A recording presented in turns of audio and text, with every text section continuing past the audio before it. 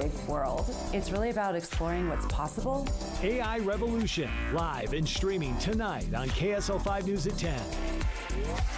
I'm Howard Mackler, founder of Innovation Refunds. You've heard me talking about the payroll tax refund for months. If you own a business, even if you've asked your CPA about this, you owe it to yourself to take another look. We provide a licensed and insured tax attorney who evaluates your company at my expense to determine eligibility. Businesses of all types can qualify, so go to getrefunds.com to potentially get a payroll tax refund of up to $26,000 per employee. Download the Innovation Refunds app or go to getrefunds.com, getrefunds.com. Wouldn't it be great if life came with a remote control? You know, you could hit pause when you needed to, or hit rewind, like that time you knocked down that wasp's nest. Uh-oh. Well, life doesn't always give you time to change the outcome, but prediabetes does. With early diagnosis and a few healthy changes, you can stop prediabetes before it leads to type 2 diabetes. To learn your risk, take the 1-minute test today at doihaveprediabetes.org. Brought to you by the Ad Council and its prediabetes awareness partners. With the 3 things you need to know this hour, I'm Britt Johnson. First, the probability is low to default on the debt ceiling, but it could bring a downturn similar to the Great Recession. Second, it's high school graduation week, and graduation rates across Utah are near 90%. Third, Arizona, California, and Nevada have a deal to use less water from the ailing Colorado River. Right now, it's 80 degrees and sunny in Salt Lake City. Back to Inside Sources on KSL News Radio. Boyd Matheson divides rage from reason on Inside Sources. What I'm looking at are where our differences are and how could we solve those. And I felt that part was productive. But look, there's no agreement. We're still apart. The agreement would be, let's get our teams back together so everybody clearly understands what we're talking about, what they're talking about. That's Speaker of the House Kevin McCarthy talking about his phone call with President Biden. And, of course, they are going to meet. They're scheduled to meet at about 3:30 Mountain Time today to continue the discussions around the debt ceiling. Ahead of that meeting, Kevin McCarthy has really been pursuing a very aggressive public relations, public messaging strategy, communication strategy. He's been out in front of the cameras for weeks. He's been calling out the president on a number of things. The question is it working as a communication strategy? And how's the president and his circle countering all of that? There was a fantastic piece today in thehill.com. Emily Brooks covers politics in the House of Representatives for The Hill, primarily the House Republicans and the Republican leadership. And Emily joins us on the line. Emily, great insight and a great look. We always try to get to not only what's the policy strategy, but what's the communication strategy. Give us a little deeper dive in terms of what is it that the speaker has been doing, what's worked, and what comes next. Well, thanks, Boyd. Well, Speaker McCarthy has been very aggressive in his communication strategy with this debt limit fight. Part of that has been saying for months that he has been trying to meet with President Biden about the debt limit. He loves to say President Biden waited 97 days to meet with him. He has had near daily press conferences last week where he talked about the debt limit and those negotiations. He speaks to reporters multiple times a day, frequently in the Capitol, including today. He just stopped to go live on CNN when talking about reporters walking from the House floor. And so that really points to his strategy in terms of public relations, thinking that it's better for him to talk to the press more, to be out there more, and that will help push President Biden and the White House to be more in line with his position, which of course is to cut spending down to at least last year's fiscal 2022 levels, which he has signaled the White House did not want to accept, and that caused a bit of a bump in the road in negotiations on Friday and through the weekend. But they are, as you said, meeting in a couple of hours, and yeah, I think that his staff and his someone familiar with his strategy has said that, you know, he thinks that being out in front and being aggressive with communication strategy shows that he has the upper hand. Of course, the White House would disagree. The White House is saying that that Speaker McCarthy is trying to hold the economy hostage with these talks. They're still trying to differentiate between negotiating on the debt limit versus the budget. But, because of this aggressive communication strategy and passing that debt and ceiling increase bill with House Republicans in April, he has secured negotiations and started to negotiate on the debt ceiling. Yeah, and I think it's so interesting. Obviously, you're always going to have those dueling messaging battles going on in any kind of negotiation. And it does seem in this particular case that the speaker has been able to at least assert some influence in terms of the direction of the talks, in terms of, I call it just all the process points along the way. Initial meeting, staff meeting, very focused, a couple of representatives from each side meetings, and then, of course, they back away from the table, and then it's back to the two principals going in. I think it's all process in terms of getting to the ultimate deal, but it seems to me that in that process, that Speaker McCarthy has had an advantage in terms of kind of shaping some of those conversations with this strategy you've described.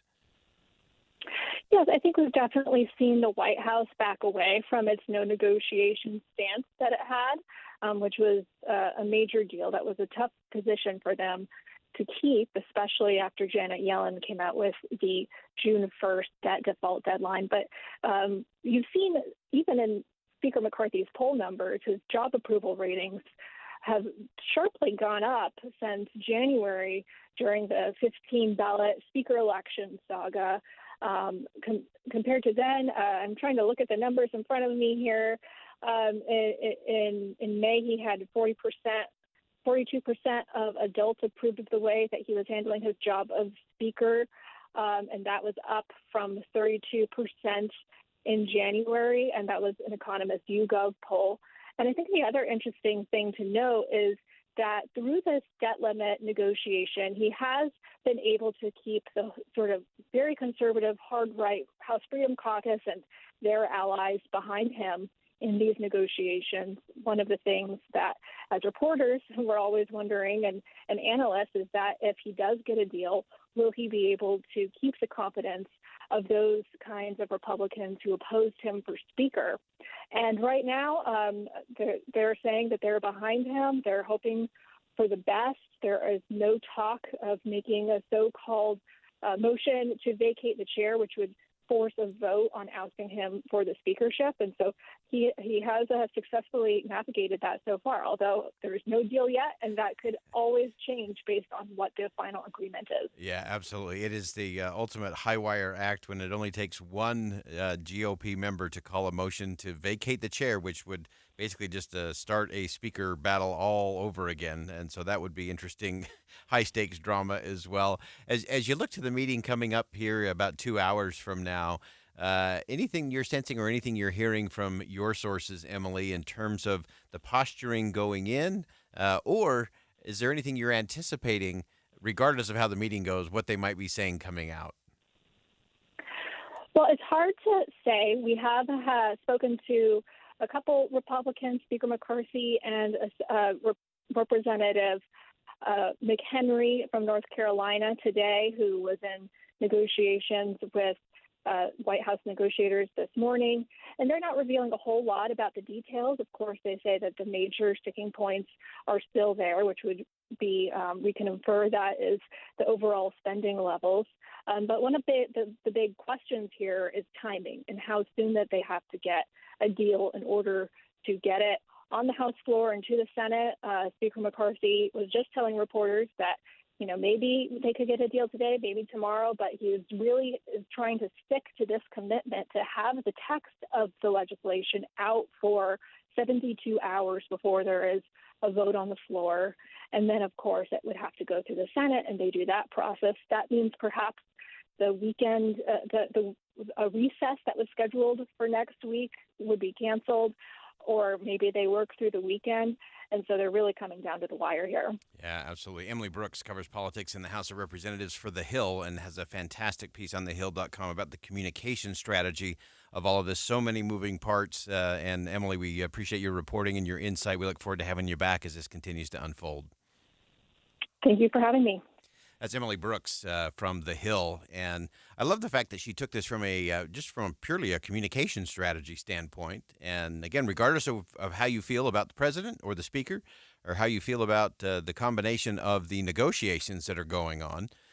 It's an interesting look at the strategy of it all. And I do think that Speaker McCarthy has been able to shape and frame some of these conversations because he has been forward-leaning in terms of his communication. He's been pretty aggressive. He's also been pretty open. He's been pretty accessible to the media. The president's been pretty controlled, and in pretty rare circumstances is he talking about things beyond just kind of the talking points that everybody already knows, and both sides have those. And so the important thing is what comes next. And so we're going to keep our eye on that here on Inside Sources. Again, they're scheduled to meet about 2 hours from now, and would love to be a fly on the wall for that one. But there'll be a policy conversation, a leadership conversation, and a messaging that will come out of it. And we'll cover it all on Inside Sources. We'll be right back.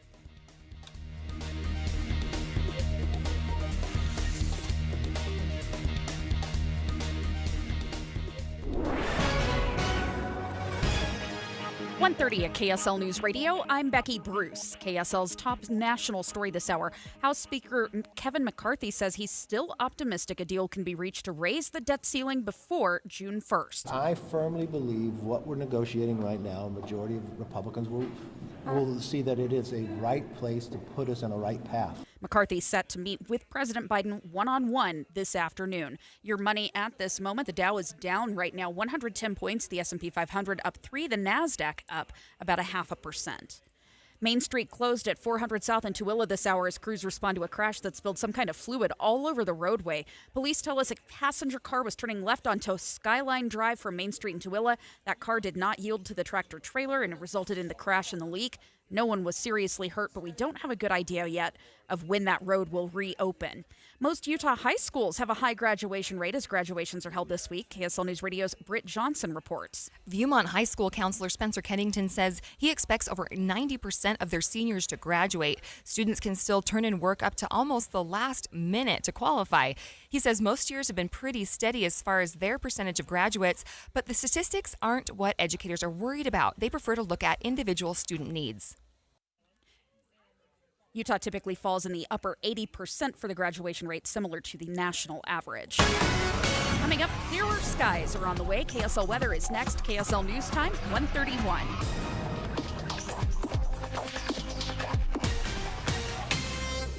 We have enough people running around Broadcast House at 4 in the morning to field a football team. Producers, reporters, the traffic team, and us. This is Tim and Amanda. Join us each morning from 5 to 9 on KSL News Radio. It's been a rough winter for sure, but visitors are flocking to Box Elder County. Our feathered visitors, that is. Bear River Migratory Bird Refuge is busy hosting swans to swallows and geese to grebes. This spring migration, it's in full swing, and all that's missing is you. Box Elder County, it really is for the birds. Just a short 60 minutes north of Salt Lake, Box Elder County is the perfect place to make memories and celebrate spring.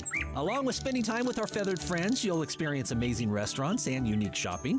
Why not come take a soak in the Crystal Hot Springs, home to the highest mineral content of any natural hot springs in the world, and just let winter melt away as you relax and rejuvenate. Take in a theater performance at one of the live theaters or visit one of the fine museums. Visitors really are chirping all about Box Elder County. Check out boxeldercounty.com and see why Box Elder County is for the birds. That's boxeldercounty.com. Finding great people to hire is like trying to find a needle in a haystack. It's pretty difficult, right? Well, ZipRecruiter has mastered finding a needle in a haystack, so they take it to the next level. They make hiring so simple that it's like finding a needle in a needle stack. And that's why you should try ZipRecruiter for free at ZipRecruiter.com/free. Here's what it's like to use ZipRecruiter. They have so many qualified candidates that it's easier to find the right ones for your roles. In fact, 4 out of 5 employers who post on ZipRecruiter get a quality candidate within the first day. That's a lot of needles. So how do they do it? ZipRecruiter's powerful technology sends you candidates who are a great match for your job, and you can even invite your top choices to apply. So if you want less hay and more needles, head to ZipRecruiter. ZipRecruiter, the smartest way to hire. And right now, you can try ZipRecruiter for free. That's right, free. At ZipRecruiter.com/free. That's ZipRecruiter.com/free. ZipRecruiter.com/free. At aimyourdigital.com will help you target the right audience, build your leads, and crush your quota. Take your business to the next level. Our digital marketing strategies help grow awareness of your product or service, all while building trust in your business. Our approach involves leveraging multiple tools and strategies to deliver exceptional results that are customized to your unique business needs. Don't wait to run out of sales leads. Keep your business growing. Get started with aimyourdigital.com today. Traffic and weather together brought to you by Granite Credit Union, helping members since 1935. Here's Ricky Meese. We had some delays, but traffic is moving again due to an animal in traffic on southbound I-15 in the Sunset area. Now, that's sandwiched between Roy and Clearfield, so you're still going to see some busy traffic anywhere between Roy all the way down to 700 South Clearfield. Join Olson's Greenhouse in welcoming spring with colorful flowers to beautify your porch and yard.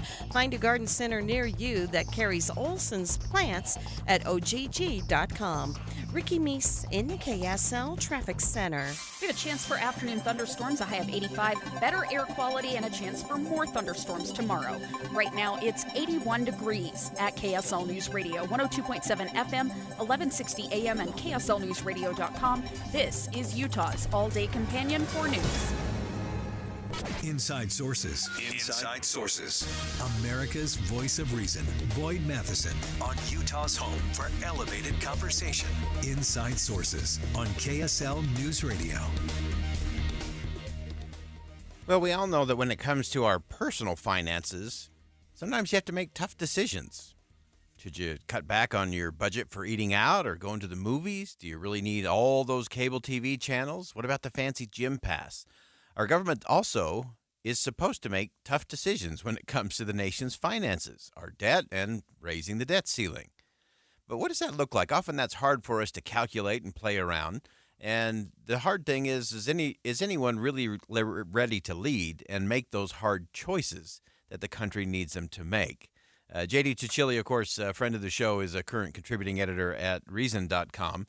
JD, I love this piece today. You went through some of the tools that are out there that can actually allow all of us as citizens to sort of play the choice game. I always say leadership is about making choices, explaining choices, or getting other people to buy into your choices. And tell us kind of your experience, some of the tools, and how everybody can kind of play. What should we prioritize? What should the government be spending on? Give us a sense of that. Oh, absolutely. I mean, we're watching this as spectators. We're watching this drama in D.C. over the debt ceiling. Will they or will they not raise the debt ceiling or do something else to put off the day of reckoning for federal budgeting? But the thing is, a lot of us really don't know where money goes in the federal government. What we do know is that in our own budgets, we cannot, on a continuous basis, spend more than we take in. But that is a habit with the federal government. And rather than just be spectators, there are some very good and useful tools online that allow us to kind of delve in, at least to some extent, with the federal budget and make the hard decisions that federal officials refuse to make about where money ought to go, how high taxes ought to be, how high spending ought to be, and really, how do you get all this to balance out rather than just let debt accumulate endlessly into the future? And I looked at three of these tools, and they're of varying quality, and they're based on certain assumptions. But what all three of them do is make us engage with that process of deciding, of allocating, of making decisions about what are the limits of largesse, how much can we spend, and where should we stop spending and start cutting. I love that. And so kind of describe for us some of these processes, because I think you came to find out as you go through that process, regardless of which of the tools you're using, that very quickly you get some pretty unavoidable decisions have to be made. You absolutely do. I mean, one of the things to understand is that the federal government has been raising the debt limit again and again and again. It currently stands, what they're arguing on right now, is a limit at $31.4 trillion in debt. I mean, that's a mind-boggling figure. It was raised 2 years ago by about $2.5 trillion. And you've got to think there's an end to that at some point, especially when you realize the tax revenues are coming in lower than they projected already. This year, the federal government is estimated by the Penn-Wharton budget model to be bringing in $150 billion already so far, less than they'd anticipated.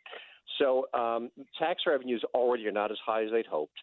They've been kicking the can down the road in terms of debt limit, and this has to stop at some time. So I started on the Washington Post budget game. And it's the simplest of the three tools we looked at, and in a lot of ways the least satisfying because of that. But I was able to go through and I was able to cut by 2033 the level of debt by a substantial amount, by over $5.2 trillion, and bring it down so that at least it's less apocalyptic than where we're at now. I will say that the Washington Post budget game kind of tries to force everyone to the corner where you simply make the assumption, all right, so we have to raise that debt limit because there's no other options. But it's only because of the limitations that the Washington Post imposes on the choices you can make.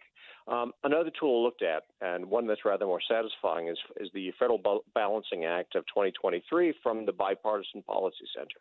And this allows you to look at much greater detail and to cut down pretty much to the extent you want across a wide variety of areas of spending, including education, healthcare, defense, foreign policy. And I was able to run a budget surplus starting this year based, of course, upon my own policy preferences, my own assumptions, and I was able to do this without raising federal taxes. And I was moving the federal government 163.2% of the way towards a sustainable budget. Which obviously is the direction you want to move in. And again, I did that without having to raise taxes, and I actually left room for some tax cuts while still lowering the debt and moving in the direction of eliminating the debt over time. And the last of the three tools I looked at is the debt fixer tool from the Committee for a Responsible Federal Budget. And this one looks actually farther into the future. Its goal is to make hard budget choices to stabilize debt at 98% of the economy, which would be lower than it is now. The debt right now is bigger than the GDP. To stabilize at 98% of the economy by 2033 and to bring it down to 60% by 2050. And based upon my own policy choices, my budget cuts, I got it down to 83% of GDP by 2033 and 30% by 2050. Again, moving in that positive direction of having a balanced sheet over time by cutting spending and down below the level of income. So this is, obviously this is based on my policy preferences, it's based on my choices, but something that everybody can do by delving into these tools, looking where the money actually goes, and asking themselves, should the federal government actually be doing this? Yeah. You might decide that I'll be doing more of this, but if you want to do that, how do you cut this debt? I mean, what balancing act do you have to engage in? Do you raise taxes? That's a hard choice to make, especially since polls show that Americans say they're overtaxed at the highest level in 20 years. We haven't seen Americans saying, 60% of Americans saying they're overtaxed since 2001. So taxes obviously are going to be an uphill fight, but maybe you want to do that, but you're going to have to sell that on your own. So these are really hard choices to make, or maybe not so hard. It depends on the preferences, but at least we ought to know what it is that's going on in D.C. and what's at stake. Yeah, that's so important, and I love this. I love this opportunity that we have to go to use one of these tools, and everybody should do this and go through, and because leadership is about choices, and then about communicating and convincing others that your choices are the right choices for them. And this whole idea of taxes, do you roll back the Trump tax, the tax cuts from that? Maybe you raise revenue that way. What are the implications? And these tools are not perfect, to be sure, but they do give you some indication in terms of the kinds of choices that need to be made, whether you fall on the left or you fall on the right, and what you think the role of the federal government ought to be or what the government ought to be spending on. But the thing that we can't do is continue to do things by chance or by default. And both we as citizens, we need to understand what the choices are. And JD, in terms of looking at those choices, again, we're going to have a very interesting meeting coming up a couple hours from now to see where everyone is in terms of what they feel those priorities are. But to me, that this is the essence of the leadership challenge. And as you look at them rolling into this conversation today, I wonder if we could get you to go in there with one of these tools and just walk the speaker and the president through and get this thing done this afternoon. I would love to get them to delve into this, but they don't want to make these hard choices. But if they don't, the way things are going, we're actually in line to accumulate another $20 trillion in debt over the next 10 years. And the Congressional Budget Office says that puts us in line for a fiscal crisis and also a slower economy. Slower economy is going to mean lower tax revenues, which means we double down on the problem. So somebody's got to go into these tools, and more than these tools, someone's got to go and do the real thing. Yeah, absolutely. Great insight as always, J.D. Tuccilli, current contributing editor at Reason.com. This is a fun piece. This is a really insightful piece. It gets you really thinking. What would you do if you were in charge of the budget? Where would you prioritize spending? Where would you reduce spending? What would you eliminate? Would you raise more revenue through taxes? Would you get rid of old tax breaks and loopholes? What would you do? And it's an important exercise for all of us to go through. And JD, we always appreciate your insight, and this one's fantastic. And thanks for walking us through it. Thanks so much for having me on. All right, again, that's JD Tuccilli. And I just think this is an important exercise because we all do it at our kitchen tables. We all do it when we have to prioritize that spending. Should we go out to dinner? Should we go to the movie? Should we buy the big screen TV? And how loud are politicians to say this is too complicated? It's too hard. You don't understand how complex this is. And I'm telling you, when people use that language, my red flags go ablazing. Because complexity is dangerous. Simplicity is powerful. And leaders who can communicate with simplicity what the choices are, and again, whether you love the choices, hate the choices, it's how a leader communicates them and gets you to say, okay, that's going to be hard or that's going to hurt, but you know what? I can do that. And nobody's doing that when it comes to where we are in our fiscal situation, both with the debt ceiling and with our perpetual deficit spending. And there's only two options, folks. There's things that you can reduce through prioritizing spending. Some like to call that cuts. Or you can increase revenue. That's called taxes. And those are the two things that you get to play with. And so what are you going to do? And what's going to maximize and be most helpful to most of the American people? All right, we'll step aside for a quick break. When we come back, there's a lot of activity and a lot of noise coming in terms of public lands and who can use it and who gets to decide. We'll talk about that coming up next on Inside Sources on KSL News Radio.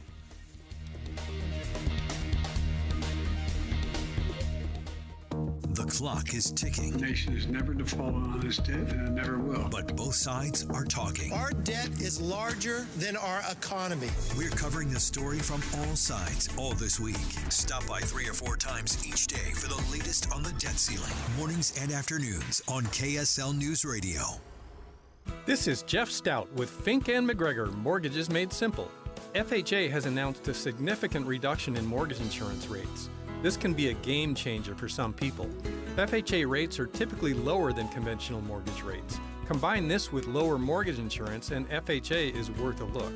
FHA is especially attractive for low down payment, cash out, or credit issues. You don't have to be a first-time home buyer and you can refinance into or out of an FHA loan. Another attractive feature of an FHA loan is the ability to streamline refinance when rates come down.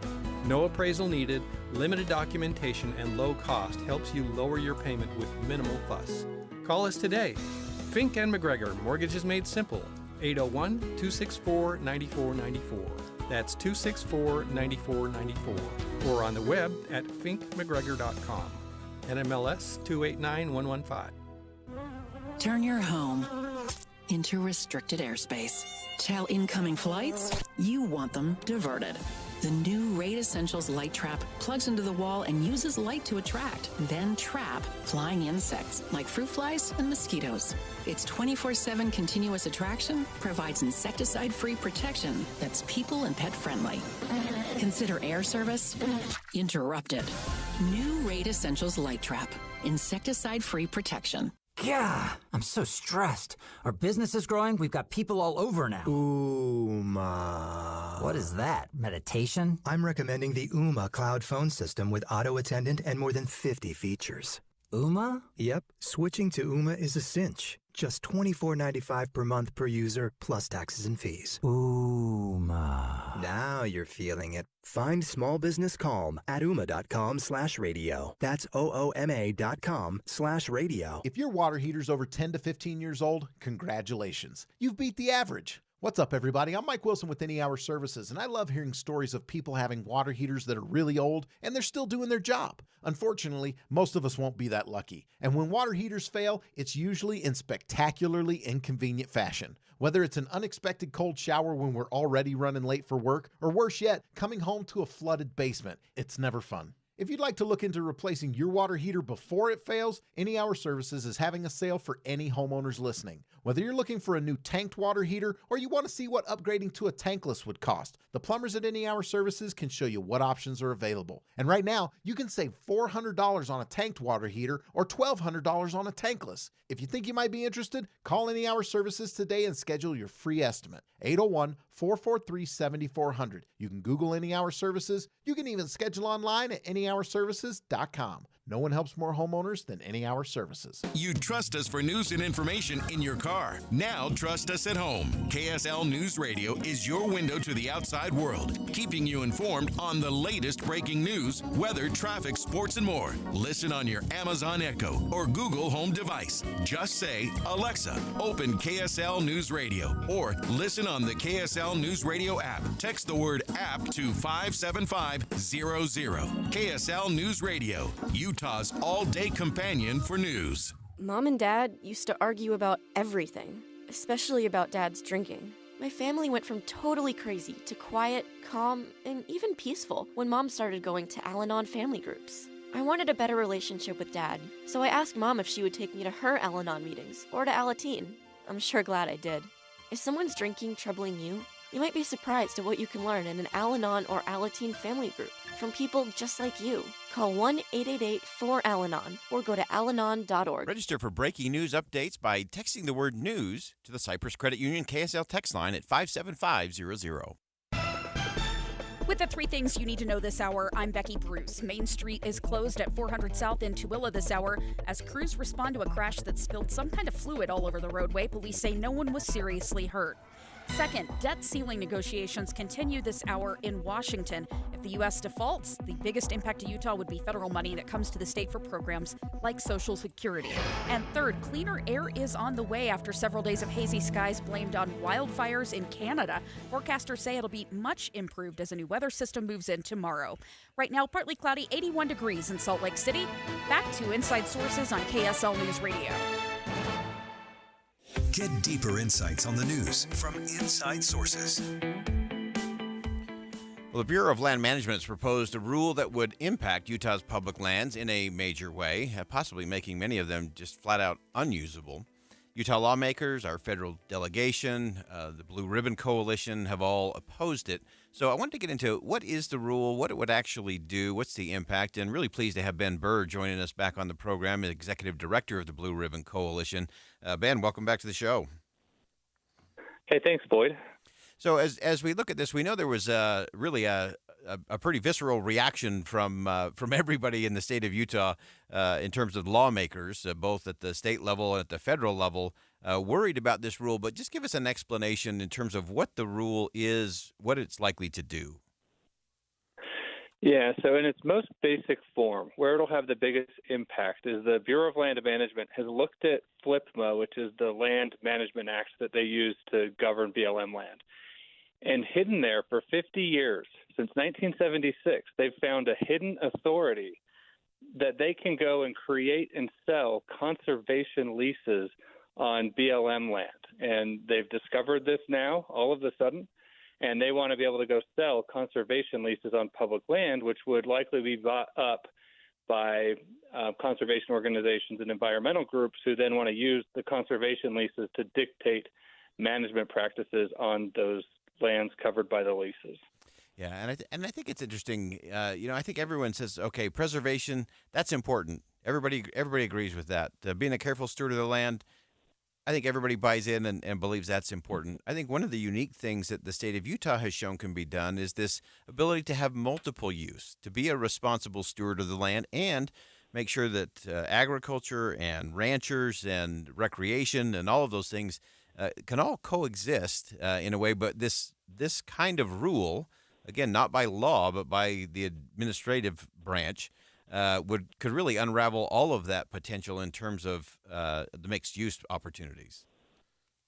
Yeah, and what they're saying here is that they just want conservation to be seen as one of those uses, and that it hasn't been prioritized in their management of public land, which I just reject. There are dozens of statutes that prioritize conservation values on public land. We have the Endangered Species Act, we have the National Environmental Protection Act, Clean Water Act, Clean Air Act, and the Archaeological Resource Protection Act, the Antiquities Act. And there are dozens of these laws that the environmental groups use all the time in lawsuits and through public processes to ensure that conservation is prioritized on public land. They don't need another administrative tool, which is just what makes this really suspect. Yeah, and give us a sense in terms of the Utah impact to this. What would it mean to the ranchers and some of the others that have been able to have that mixed-use opportunity where, again, if it gets designated in this conservation space that may no longer have access?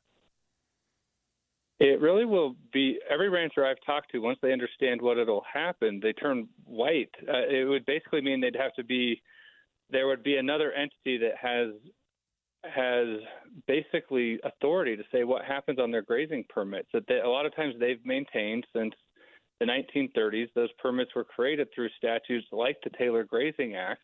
And the BLM saying, oh, these conservation leases are like the grazing permits. I'm like, well, they are up until the point of where the grazing permits were actually created by law, by Congress. These conservation leases were created out of administrative thin air.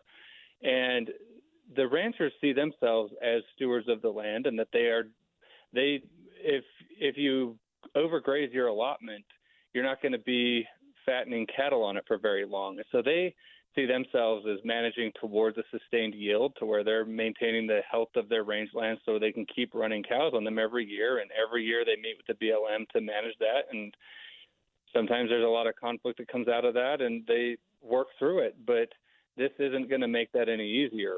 And many times it'll bring in well-funded conservation organizations. I mean, groups like the Nature Conservancy have billions and billions of dollars on their balance sheets.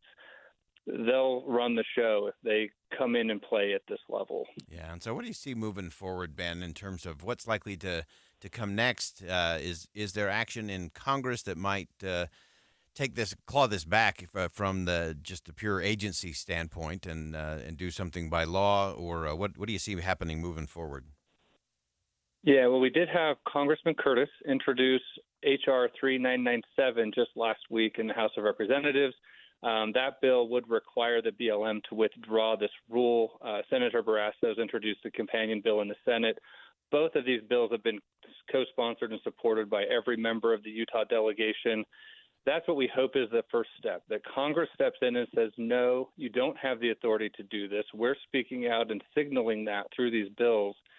And if this is something that's truly needed, then the groups that want this can go and push for it to be passed through Congress, and Congress can vet all of the different dimensions that will come into play with this rule. But it definitely shouldn't be done this way, where the Department of Interior just makes up rules out of nowhere. I mean, Boyd, that there's 12 feet of regulations that get printed every year by federal agencies. It is not the best way to govern a country. We need our elected branch of government to be making these decisions, not unelected decision makers in Washington, D.C. Yeah, and I'm glad you described it as 12 feet. So I want you to imagine that, folks. That's 12 feet of paper. All of those papers filled with regulations that have not been passed by the people you sent back to Washington, but by unelected people who work, and regardless of their intention or how good or how bad they are, it's not the way that we're actually supposed to be governed. Ben Burr, great insight as always, Executive Director of the Blue Ribbon Coalition, and this is a crucial conversation that we have to continue to have. Ben, thanks for joining us today. Yeah, thanks for having me. All right, again, that's Ben Burr, Executive Director of the Blue Ribbon Coalition, and I think it's important to look at this. I think Ben said it right, that, look, everybody has an interest. The ranchers have an interest of ensuring resilient ecosystems and how important that is if they're going to graze their land on it. If they overgraze, they're not going to be able to do that very long. It just doesn't work. So they have an incentive to be careful stewards of the land in that. And I think there's just a balanced approach. And so often we get caught in the fake fights and the false choices that are often represented. And one of the real problems is that we don't get to the real choices based on the people that we all send back to do the lawmaking. We have to remember the executive branch has a job to do, but it is not to write the law and write the rules. That's Congress's job. Now, Congress has not done its job on a whole host of things, including a lot of things in this space, whether it's public lands or environmental policy. But the important thing is that we have to be in the game, and our elected representatives have to be doing the work and casting the votes, sometimes hard votes, to make sure we get that balance. And we can do that better here in the state of Utah than anybody sitting in a cubicle in Washington, D.C. All right, that wraps up hour number 1 of Inside Sources here on KSL News Radio. We'll step aside for some top-of-the-hour news, but don't go anywhere. When we come back, we'll take a look at what President Zelensky had to say at the G7 and an important connection he made to Hiroshima. We'll talk about that coming up next. Stick around.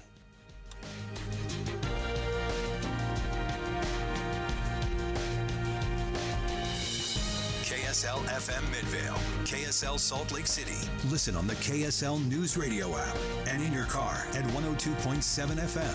KSL News Radio, Utah's all-day companion for news. 2 o'clock at KSL News Radio. I'm Becky Bruce. KSL's top story this hour. Tooele police say Main Street will be closed for a while at 4th South after an accident spilled some kind of fluid all over the road. Corporal Colby Bentley says it started when a car tried to turn from Main Street to Skyline Drive. While they were doing that, they didn't yield to a semi-truck, a dump truck style semi, and they were hit by that semi. No one was seriously hurt. There's also no word on when the road will reopen. After months of negotiations, states along the Colorado River have come to a deal to conserve billions of gallons of water. KSL News Radio's Alessandra Harris reports. This deal is a temporary solution aimed to preserve and protect Lake Powell and Lake Mead from dropping to critical levels. Arizona, California, and Nevada have agreed to voluntarily conserve 3 million acre-feet of water over the next 3 years in exchange for over $1 billion in federal funds. The funds will come from the Inflation Reduction Act. Our top national story this hour from ABC News. House Speaker Kevin McCarthy telling reporters he's optimistic about his sit-down later today with President Biden on the debt ceiling. He says he needs a deal with the White House before the end of this week in order for lawmakers to have time to read it and pass it by the June 1st deadline. Your money at this moment, the Dow is down 140 points, the S&P 500 up just shy of a point, and the NASDAQ up about 63. Coming up, keep that umbrella handy. KSL weather is next. KSL News Time 2:01.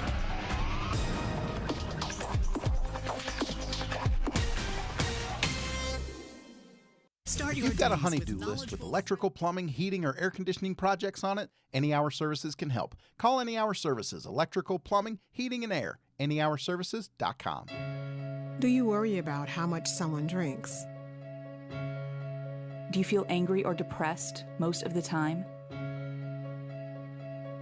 Do you feel neglected or unloved? Do you feel you attract people who tend to be compulsive or abusive? Do you have money problems because of someone else's drinking? Are you afraid or embarrassed to bring your friends home? Do you feel that if the drinker loved you, she or he would stop drinking? If you answered yes to any of these questions, you are not alone. More than half of all adults have a family history of alcoholism. Not everyone trapped by alcohol is an alcoholic. Families and friends are suffering too. Al-Anon and Alateen can help. Call 1-866-200-0223 or visit alanon.org/help. Social Security is with you through life's journey from birth to retirement. As your life changes year to year, so do your needs. For over 80 years, Social Security has helped to meet your needs and is committed to improving access to the services that make a difference in your life. Today, you can verify your earnings, estimate your future benefits, apply for retirement, manage your benefits, and even change your address, all from the comfort of your home. Social Security's online services help put you in control with secure access to your information anytime, anywhere, allowing you to spend more time with family, friends, or simply just enjoying the day. Social Security, securing today and tomorrow. See what you can do online at socialsecurity.gov. Produced at U.S. taxpayer expense.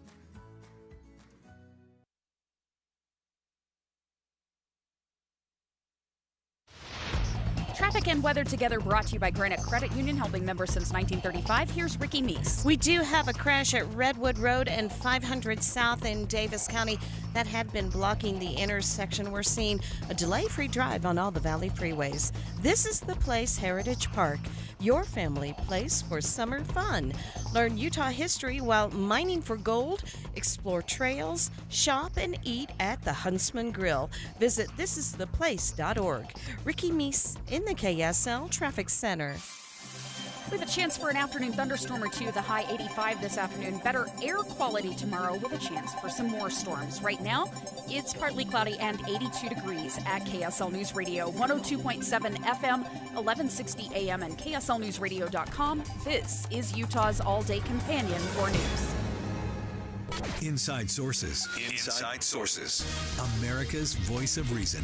Boyd Matheson on Utah's home for elevated conversation. Inside Sources on KSL News Radio.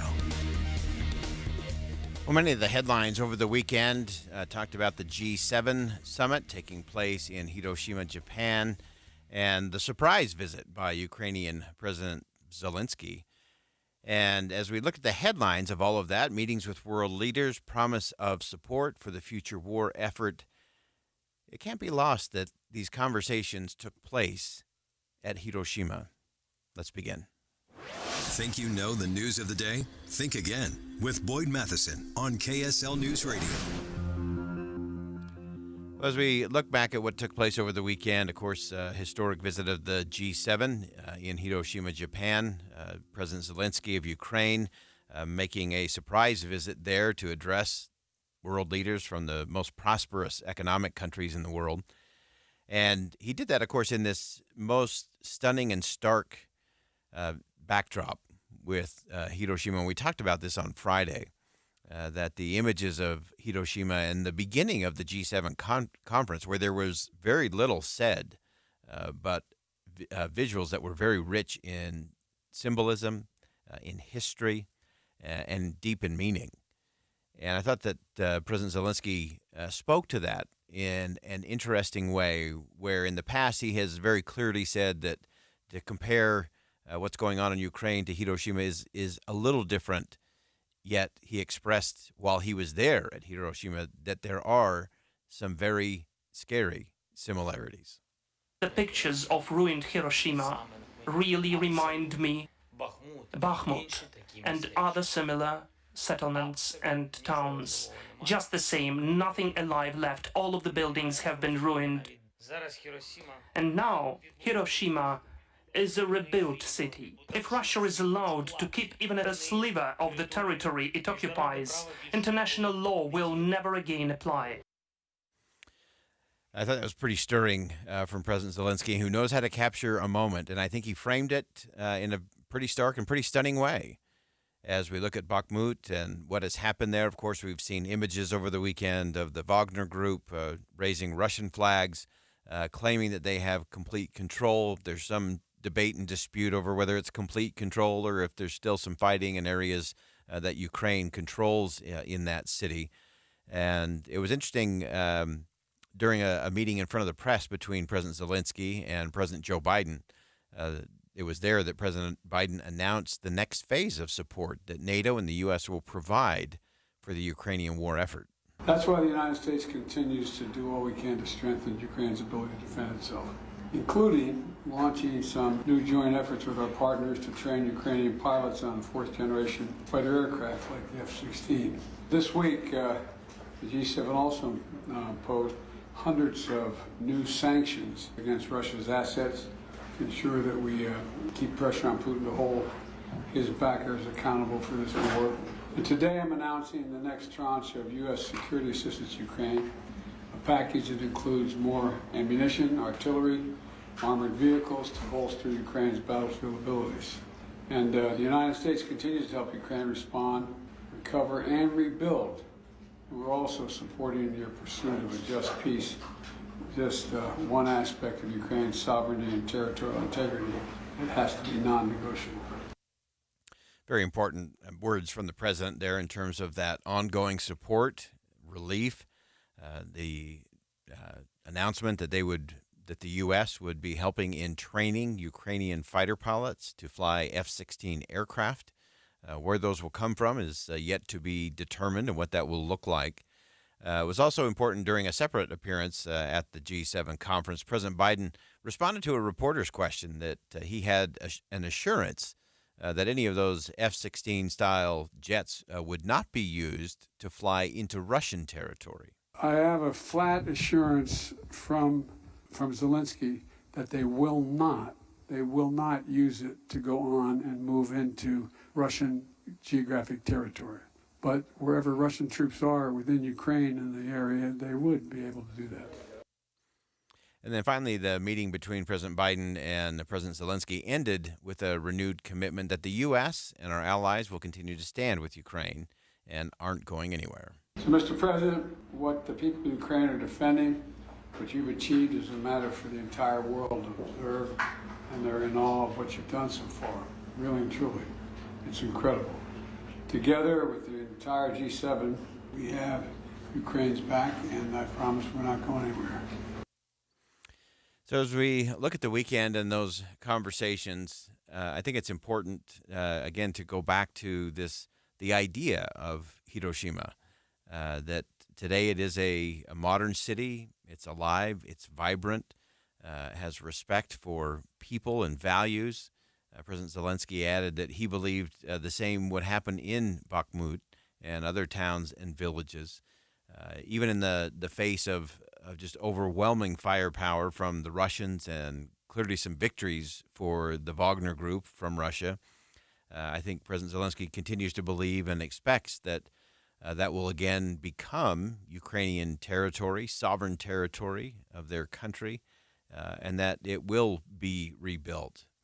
And I thought one of the other interesting things, just in terms of a visual to all of that, there is so much starkness just in the dome of the bombed-out building in Hiroshima that really has become the symbol of that city and the symbol of the atrocities of that kind of power unleashed in a bomb. And I want to go back to a conversation we had on Friday relating to that, because I think one of the most extraordinary things is after the bomb was dropped on Hiroshima and 2 days later at Nagasaki, I think one of the most extraordinary thing that we should remember in the world's history is there hasn't been a third bomb dropped since. That restraint says something. I think it says an important something about what we should be looking to, what we should be learning from, so that we don't continue to go headlong into wars and allowing regimes that have those kinds of weapons and are often willing to threaten the use of those weapons to get their way. And I think it's critical for us to recognize that sometimes we do have to look evil in the eye. Sometimes we do have to confront really tough choices. We've been talking about leadership as a choice today. And I think war, I think the battles around the world, I think the oppression happening in other places, that often we can't just remain silent. The United States surely cannot be the world's police force or enforcer of all things. But I do think we can lead with something that President Barack Obama actually said when he became the first United States president to visit Hiroshima back in 2016. President Obama said, "We come to Hiroshima. Why do we come to this place?" And then he answered, "We come to ponder a terrible force unleashed in a not-so-distant past. We come to mourn the dead. Their souls speak to us. They ask us to look inward, to take stock of who we are and what we might become." I think that's an important message.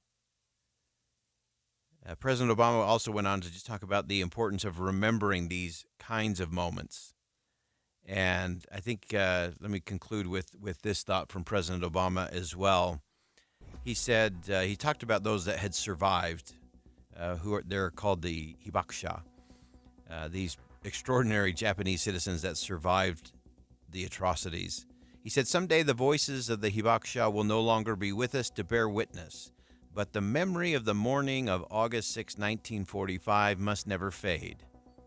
And then this very important line, that memory allows us to fight complacency. It fuels our moral imagination. It allows us to change.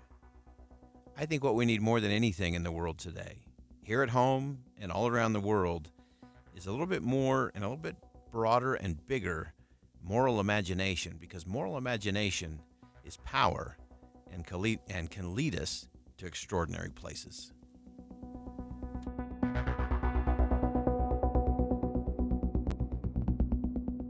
Think again on Inside Sources with Boyd Matheson. It may be summer, but the news isn't slowing down this year. Ankle deep water at Wasatch Hollow. Guilty on all charges. State leaders going into a special session. Make KSL your go-to each morning this summer.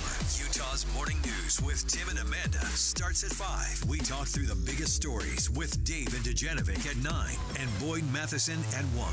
Then drive home with key news updates with Jeff Kaplan from 3 to 7. Your all-summer companion for news. KSL News Radio. Here's what happens when you get brand new custom vinyl windows from Advanced Window Products. All of a sudden, your house has more curb appeal. Your home is more secure. Your heating and air conditioning bills tumble, and you have a local company in business 37 years standing behind their work for life. But that's not all. Since they build your custom windows at their facility in Salt Lake, there's no middleman markup. So you can save money on the highest quality windows on the market. Argon-filled double-pane glass. Insulation within the vinyl framing. Top of the line, built to spec. They will create magnificent bow windows, doggy doors cut into the glass. Any color, it's all custom, all installed by their team, and every window is guaranteed for life. Rocky Mountain and Dominion offer rebates. Advanced Windows offers 60-month 0% financing, and right now, save $2,000 on 10 windows or more. So save now, pay later. Call Advanced Window Products, 801-850-9100. That's 801-850-9100, or visit advancedwindowsusa.com. Hi, we're Comparion Insurance Agency. Right now, you're thinking, Comparion? Never heard of them. We know. We also know that you have no idea that Comparion Insurance agents are local and provide expert advice. So to help it stick, we're going to say local agent 4 times in the next 15 seconds. Ready? Go. Our local agents know you and your community. Our local agents offer insurance from top carriers. Our local agents have minty fresh breath. Find us at ComparionInsurance.com. Comparion Insurance Agency. Local agents, expert advice. And there's number 4. SimpliSafe was named Best Home Security of 2023 by U.S. News and World Report. But we don't do what we do for the accolades. We do it to protect you and everything you love. Our advanced sensors, indoor and outdoor HD cameras, and hazard detectors are powered by live 24/7 professional monitoring, so you get emergency help fast. Get 20% off any new system with interactive monitoring at simplysafe.com/radio. There's no safe like SimpliSafe. Psychic Hotline, how can I help you? I need to know what happens tonight on the season finale of The Voice. Ooh, I see 5 amazing artists performing live. To win America's vote, yes? Oh, and I see a cowboy. Blake, it's Blake's last season. What happens to Blake? No spoilers. You have to watch live. Is there anything else? Yes, it will be amazing. I knew it! All will be revealed on the season finale of The Voice tonight on NBC. Then on KSL 5 News at 10. This is Mike Hedrick. From self-driving cars to ChatGPT, artificial intelligence is revolutionizing our lives. But what does the future hold? It doesn't take days, it doesn't take hours. You can do that in minutes. Join me as I break down the true reality of the past, the present, and future of the technology. AI is a very, very big world. It's really about exploring what's possible. AI Revolution, live and streaming tonight on KSL 5 News at 10. The UACPA supports certified professional accountants in Utah through ongoing professional education and leadership development for an ever-changing financial world. Find a CPA at uacpa.org. Mom and Dad used to argue about everything, especially about Dad's drinking. It drove me crazy. It got so bad, I couldn't do my homework. I couldn't concentrate. I absolutely refused to let any of my friends come to our house for any reason. I would have been humiliated if anyone found out how much my dad drank and how loud my mom screamed at him. My family went from totally crazy to quiet, calm, and even peaceful. The only thing that happened is my mom started going to Al-Anon family groups. Her relationship with my dad really changed. I asked Mom if she would take me to her Al-Anon meetings or to Alateen. I wanted to see if I could have a better relationship with my dad. I'm sure glad I did. If someone's drinking troubling you, you might be surprised at what you can learn in an Al-Anon or Alateen family group from people just like you. Call 1-888-4-ALANON or go to alanon.org. Question: what will you find on all over-the-counter or OTC medicine packages to help you choose the right drug and use it safely? The answer: the drug facts label. This label lists the medicine's active ingredients and purpose, how much to take, and warnings you should know before using it. Remember, even OTC medicines you buy without a prescription can cause side effects you don't want. So follow the information listed on the drug facts label. For more information, visit fda.gov/drug facts label. A message from the U.S. Food and Drug Administration. With the 3 things you need to know this hour, I'm Becky Bruce. First, Arizona, California, and Nevada have reached a deal with the federal government to protect Lake Powell and Lake Mead. They've agreed to conserve nearly 1 trillion gallons of Colorado River water over the next 3 years. Second, President Biden is set to meet with House Speaker Kevin McCarthy this afternoon. They're set to talk about a debt ceiling compromise. And third, a change in the winds overnight should help clean out wildfire smoke from Canada. We're expecting better air quality tomorrow. Right now, partly cloudy, 82 degrees in Salt Lake City. Back to Inside Sources on KSL News Radio. Hear elevated conversation on crucial issues. Boyd Matheson on Inside Sources. We are thrilled to have back on the program Jonathan Sweet, a retired Army colonel, served 30 years as a military intelligence officer. His background includes tours of duty with the 101st Airborne Division and the Intelligence and Security Command. He led the U.S. European Command Intelligence Engagement Division from 2012 to 2014. He also has worked with NATO partners in the Black Sea and Baltics. And, of course, you can always follow Jonathan on Twitter at JESweet2022. Jonathan, welcome back to the show. Hey, thanks for having me back on. I appreciate it. All right. Well, obviously, a lot of activity happening over the weekend between Ukraine and Russia, and particularly the fighting over Bakhmut. And this seems to be obviously one military strategic place, but there also seems to be some symbolism in the effort both sides have been putting forward into this area. Give our listeners just some perspective of what this area is and what it really represents in the context of this conflict. Well, what it is a quaint salt mining town for about the past 50 to 75 years, with really little strategic value. It's not a crossroads. It's just a mining town that has taken on some huge significance, particularly on the Russian side. And I think that really comes down to the symbolism that you just talked about. Is being able to secure this objective in committing forces to it, and Ukraine pushing back. And we are now into month 10 or 11 into this particular battle, and he still hasn't gotten his victory yet. And so as you look at that, with it not being a real strategic thing in terms of resources or location or anything like that, why is it so symbolic? Why is it? Is it simply the fact that Vladimir Putin needs a win?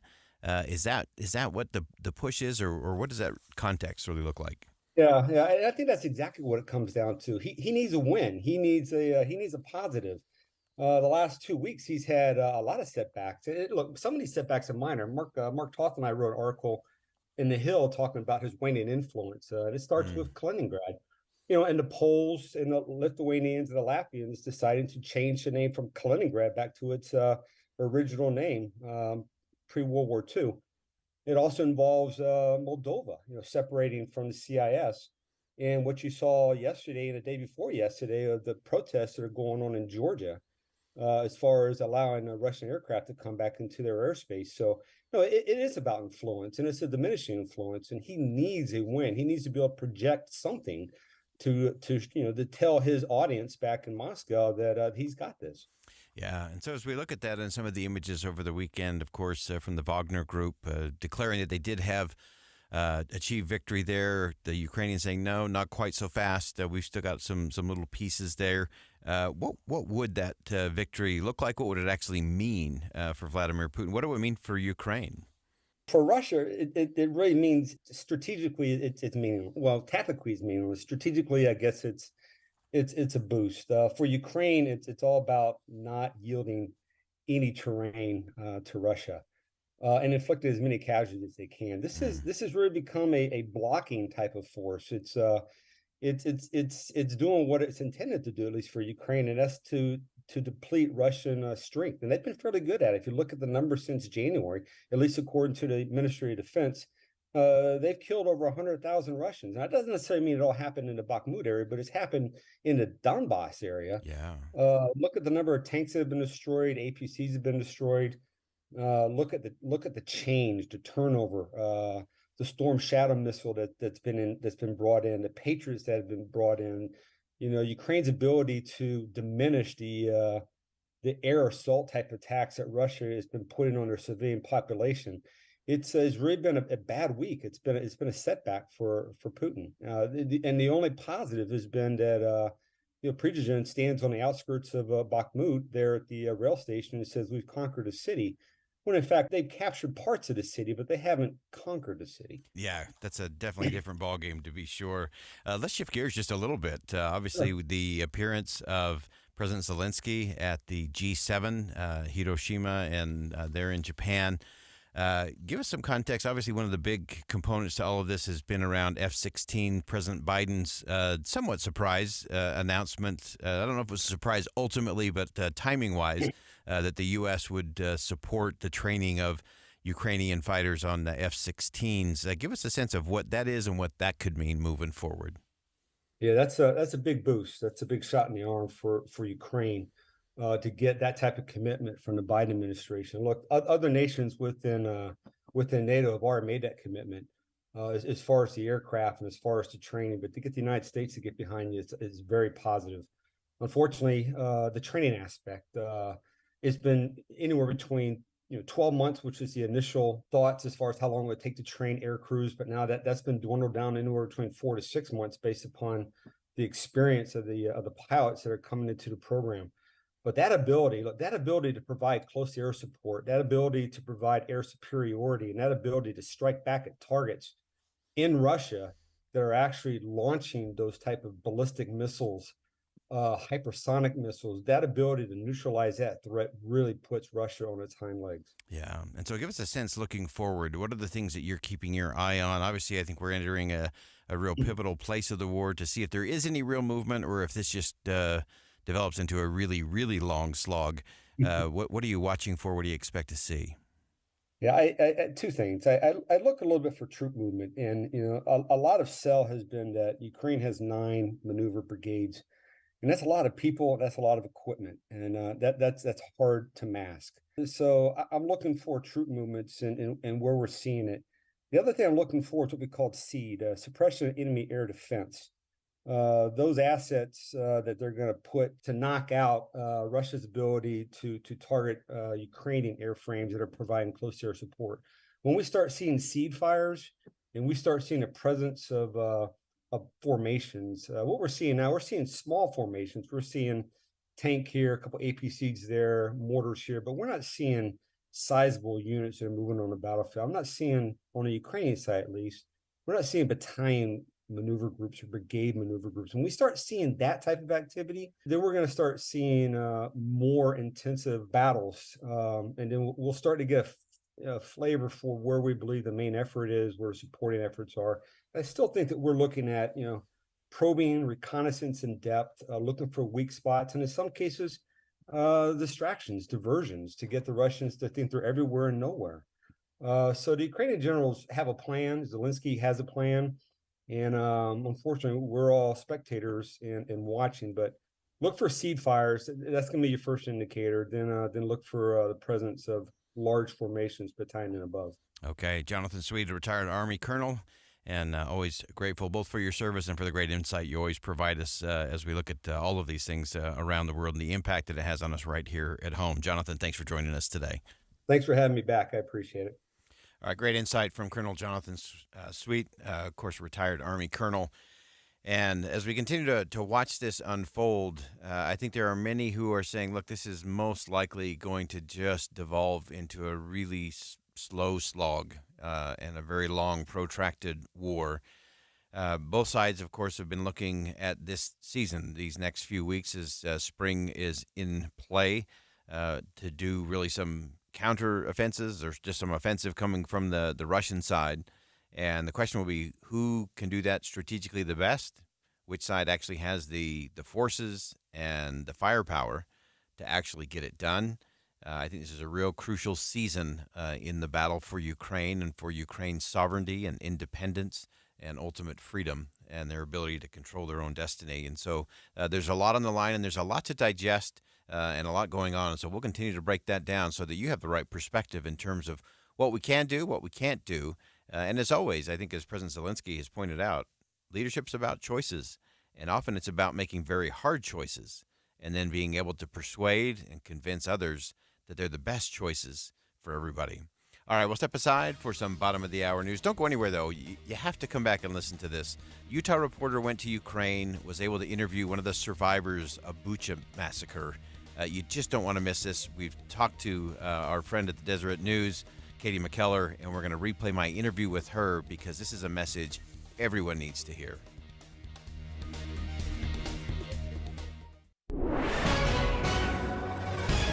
At KSL News Radio, I'm Becky Bruce. KSL's top local story this hour, House Speaker Kevin McCarthy says he's still optimistic a deal can be reached to raise the debt ceiling before June 1st. I firmly believe what we're negotiating right now, a majority of Republicans will see that it is a right place to put us on a right path.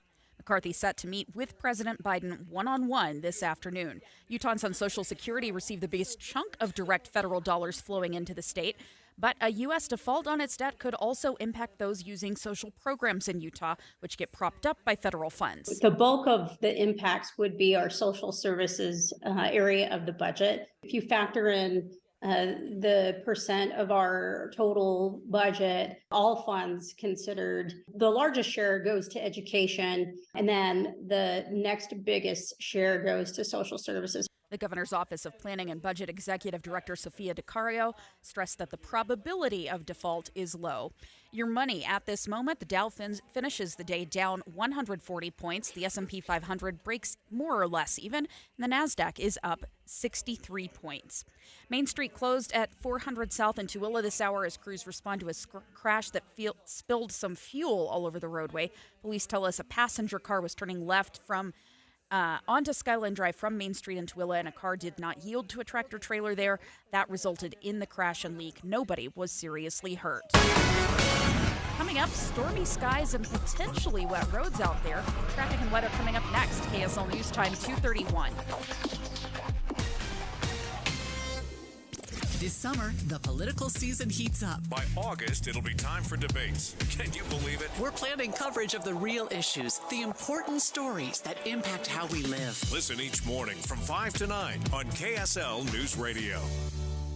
Troy, I'm depressed. Bitch's RV and American Fork is killing it. What's depressing about that? Stewart's RV managers and staff are still here, so we've got the same incredible customer service. That's good. And we brought in new RV brands like Ember RV and GoPlay Travel Trailers. Also good. And now you can shop hundreds more RVs at bitches.com. Still waiting for the sad part. I'm used to being a mentor, but I'm turning into a manatee. You do have the same shape. Bish's RV is now open in American Fork. Come see us at the previous Stewart's RV or at our North Salt Lake location. Bish's RV, where memories begin.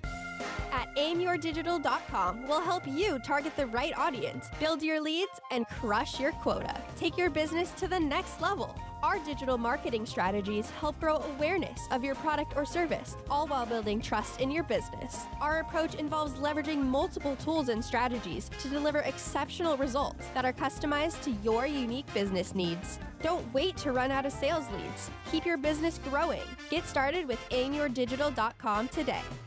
Have you Googled yourself lately? Are there negative posts from an ex-employee or from a former client? Maybe an outdated news article or sensitive personal information about your family? Search engines don't always get it right. For right or wrong, it's your reputation on the line. That's where Reputation Defender by Norton comes in. One of the most trusted names in online reputation repair, Reputation Defender has been fixing people's search results for over 15 years. Their cutting-edge approaches help you to wipe away unwanted information in your search results. They also promote the good stuff so that it rises to the top, helping you put your best foot forward. Your good name is too valuable to leave to the whims of a Google algorithm. Take control with Reputation Defender. You can start by getting your free reputation report card at reputationdefender.com or call 800-401-6681 to speak to an expert. That's 800-401-6681. Traffic and weather together brought to you by Granite Credit Union, helping members since 1935. Here's Ricky Meese. It is a nice and quiet drive on all the Valley freeways and our main secondaries, but as we've been hearing in the news, we do have a crash that has closed traffic in both directions on SR 36 Main Street at 4th and 5th South into Willa County. That road is closed for now. We'll keep you posted when we hear it's open again. ARUP Blood Services needs you to help stock up for long weekends. Donations decrease over holiday weekends. Call ARUP 801-584-5272. Ricky Meese in the KSL Traffic Center. We have a chance for some afternoon thunderstorms with a high of 85. In fact, I'm looking at one right now on Vortex radar down in the southwest corner of the valley. Nothing too serious, but a little dark overhead, maybe a little bit ominous looking. Better air quality and a chance for more thunderstorms tomorrow. Right now, you've got 82 degrees, partly cloudy here downtown at KSL News Radio, 102.7 FM, 1160 AM, and KSLNewsRadio.com. This is Utah's all-day companion for news. Inside Sources. Inside Sources. America's voice of reason. Boyd Matheson on Utah's home for elevated conversation. Inside Sources on KSL News Radio. Well, sometimes you have to go back in order to move things forward. And I want to go back to a very powerful and very important conversation I had on Friday with Deseret News' Katie McKellar. Katie had the chance to go to Ukraine and experience some extraordinary things in a war zone as a reporter telling that story. And you've heard me share this before when the First Lady of Ukraine made a bold declaration about a year ago when she said that victory for Ukraine will have a very feminine face. And she talked about the importance of the women of Ukraine and all that they were doing, both with the fact that they were being refugees and often taking the children out of the country, that they were helping with the war effort, that they were sustaining things, that they were part of the military, and that it was such an important part of what victory was going to look like for Ukraine. Well, while Katie McKellar from the Deseret News was in Ukraine, she came face to face with a survivor of the Bucha massacre, atrocious atrocities, war crimes. That's what they are. That's what they were. Bucha is a town just outside of Kyiv where Russia committed some of the worst things that you can imagine. And I asked Katie to tell us about this interaction she had with a grandmother sitting in front of a church who was a survivor, but not just a survivor. She had a message for the world. Take a listen. So this was in Bucha. It was actually one of the quick stops we had in this whirlwind, week-long trip with Utah's delegation. And we stopped in Bucha, and I'd hope a lot of people had already heard of the place, but it's kind of really one of the low points, I think, as Russian troops were trying to, conquer Kyiv. They were going through these suburbs on the doorstep of Kyiv, and one of those suburbs was Bucha. And so we were at this church where, there was this mass grave that would be later discovered. But we were visiting this church and just sitting on just right in front of it. It was a beautiful spring day. There's this grandmother who, she just looked like we needed to talk to her. She looked like she had a story to tell. And so myself and a translator, Svetlana Miller with Ukraine with Love, we approached her and asked her, if she wanted to talk, and then she proceeded to tell us her story. And she went on to describe how when Russian troops came through her neighborhood, a tank rolled right up to her daughter's house, and they were, terrified. But, the Russian soldiers broke in. searched their home. They said they were looking for weapons. They ended up not hurting them. They were kind of oddly kind of obsessed with their animals, like their pigs. And so do you have pigs? And they're like, yeah. And they're like, yeah, we've never seen pigs except for in the zoo. And they ended up leaving to this woman's, this grandmother and her family. They were so terrified, but they left them alone, didn't hurt them. And yet she told me the street over, they ended up killing and raping her neighbors. And, that's just kind of the tragic and horrific things you've heard coming out of Bucha. And thankfully, this grandmother that we got to meet, she wasn't harmed, but I think she's still dealing with that emotional difficulty of being able to survive something like this and yet having neighbors not. So it's hard. Yeah. Yeah. And just that sense, you talk about survivor's guilt in terms of, why she was spared when there were so many war crimes and just a massacre in Bucha by those Russian forces, and why, whether they were distracted by the pigs, or you also mentioned she it sounds like she was pretty straightforward with those Russian soldiers as they went through. You mentioned in the piece that they found a stock of alcohol. Kind of go through that interaction. Right. They found on their 3 Seasons patio, this stock of alcohol. And they're like, oh, you must drink quite a lot. And she's like, well, actually, it's for my cafe. And it's gone now. You guys bombed it. But yeah, so they found that interesting. And, the whole time this was happening, this woman, Maria, said she was praying under her breath. And mind you, we're having this discussion as she's sitting in front of this church. She said she was praying that they wouldn't hurt us. And one soldier asked her, why are you whispering, old lady? And she replied, I'm praying for you to leave my land and to go back to your old grandmother, who's probably my age. She said they showed kindness. They didn't touch us. They didn't shoot us. They left after they found no weapons. And yet, on the next street over, all of her neighbors are dead. And she said, I'm a God-fearing person. And she wonders why they must have spared them. And she said, but he didn't spare other good people that were on our street. And that's just hard to hear. And I think that community is still trying to make sense of the horrors that happened there. And, that's reflected by what this grandmother was talking about. Yeah. And she told me, at the end of the interview, of course, I asked her, can I please tell your story? And I was trying to fight back tears myself, And she said, of course, tell the world what's been done to our people. And people need to know. So that's why I wrote the story. It's so powerful, and it's part of what makes you a powerful journalist. One, you knew there was a story there, and you could have easily rushed on to the next meeting, as I actually think you noted you were late for. But to sense there was a story to be told, to be able to ask questions in a way that she could share it, and then you being willing to take her message to the world and put it in a story like this is super powerful. Katie McKellar, always appreciate your writing and reporting. This one's an all-time favorite in my book. And thank you, Boyd. I think it was not easy to write. It kept me awake at night. I bet it did, and I'm sure that whole experience was a transformational one for you, as well as for those that you were interacting with on that very important trip. And I just think it's one that we do have to continue to tell that story. But I love the idea of that grandma telling those Russian soldiers, go back to your grandmas. Yeah. I love that. And then just that whole idea that she left you with a charge. Not very often you get a charge from somebody you're interviewed to go tell the story.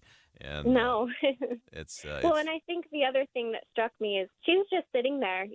There's plenty of people walking around Bucha. They're trying to continue on with their lives. But there's something to be said. We just ran into her. She's one person, but I'm sure there are just hundreds of others who have experienced their similar horrific stories, and everyone around Bucha has a story to tell. Yeah. And, she's just one. Yeah, so powerful. Katie McKellar, thank you so much for making time for us today. It's a fabulous piece. You should all check it out at Deseret.com. And again, Katie, thanks for being there. That's a risky place to be, and for finding, capturing, and sharing that story with the rest of us and the rest of the world. Thanks so much for being with us. Thank you, Boyd. Thank you guys for listening. Such an important story, and it is a story that needs to be told, and it needs to be told over and over again as we look at the true impact of Russia's invasion into Ukraine and the impact that it has. As Katie mentioned, this grandma was just one person of countless others throughout Ukraine that could tell a very similar tale of lives lost, of love lost, and of people that matter that are no longer with us, and what that's done to communities and to the entire country. And it is a story that needs to be told, and we'll do our part to fulfill the charge from the grandma of Bucha. And we'll state again that I firmly believe that the First Lady of Ukraine was 100% correct when she said, and she said it directly in an op-ed, aimed at Vladimir Putin, and telling Vladimir Putin that Ukraine's victory would have a very feminine face. And I think the face of one grandma sitting in front of a church at Bucha tells a story the world needs to hear. We'll be right back.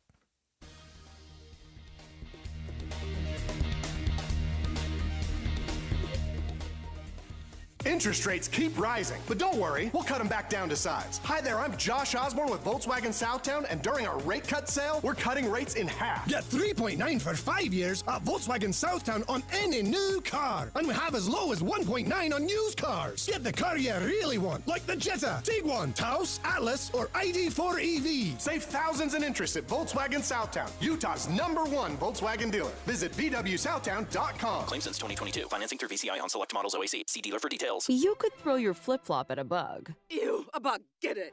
But the chances of actually hitting it over there are statistically, it's still alive. Unlikely. Good thing nature's got your back. Stem bug killers combine powerful active ingredients found in plants, like lemongrass and geraniol, and scientifically engineer them into effective bug-fighting formulas, safe for use as directed around people, pets, and throughout the home. Stem. Rooted in nature, optimized by science. Check out Hot Tub Factory Outlet and Backyards of America Memorial Day savings. This Friday, Saturday, and Monday. Save 20, 30, even up to 40% off select models MSRP. Hot tub starting as low as $39.95. You heard right, $39.95. Our hot tubs have never been priced better, and we're slashing prices on our swim spas and saunas too. We need to move 100 hot tubs this weekend, and we're ready to wheel and deal and give you the best prices of the season. It's time to come check out the biggest swim spa supercenter in the state. It might just be time to look at your very own swim spa. And for a limited time, get a $2,800 Fat Tire scooter for free with purchase while supplies last. We're wheeling and dealing this Memorial Day weekend, Friday the 26th, Saturday the 27th, and Monday the 29th until 5 p.m. Check out our showroom for styles, colors, and sizes. 2 locations, Draper next to Cowabunga Bay and Backyards of America in Sandy. This is Jeff Stout with Fink and McGregor Mortgages Made Simple. FHA has announced a significant reduction in mortgage insurance rates. This can be a game changer for some people. FHA rates are typically lower than conventional mortgage rates. Combine this with lower mortgage insurance and FHA is worth a look. FHA is especially attractive for low down payment, cash out, or credit issues. You don't have to be a first-time home buyer, and you can refinance into or out of an FHA loan. Another attractive feature of an FHA loan is the ability to streamline refinance when rates come down. No appraisal needed, limited documentation, and low cost helps you lower your payment with minimal fuss. Call us today. Fink and McGregor Mortgages Made Simple, 801-264-9494. That's 264-9494. Or on the web at finkmcgregor.com. NMLS 289115. Is it time to replace your roof? Intermountain West Contractors can finish most projects in just one day using top-tier quality materials at an affordable price. Visit iwcroofing.com. At Social Security, we are always thinking of ways to save you time and make things easier. That's why we created My Social Security, Opening a My Social Security account gives you secure access to your personal record and interactive tools tailored for you.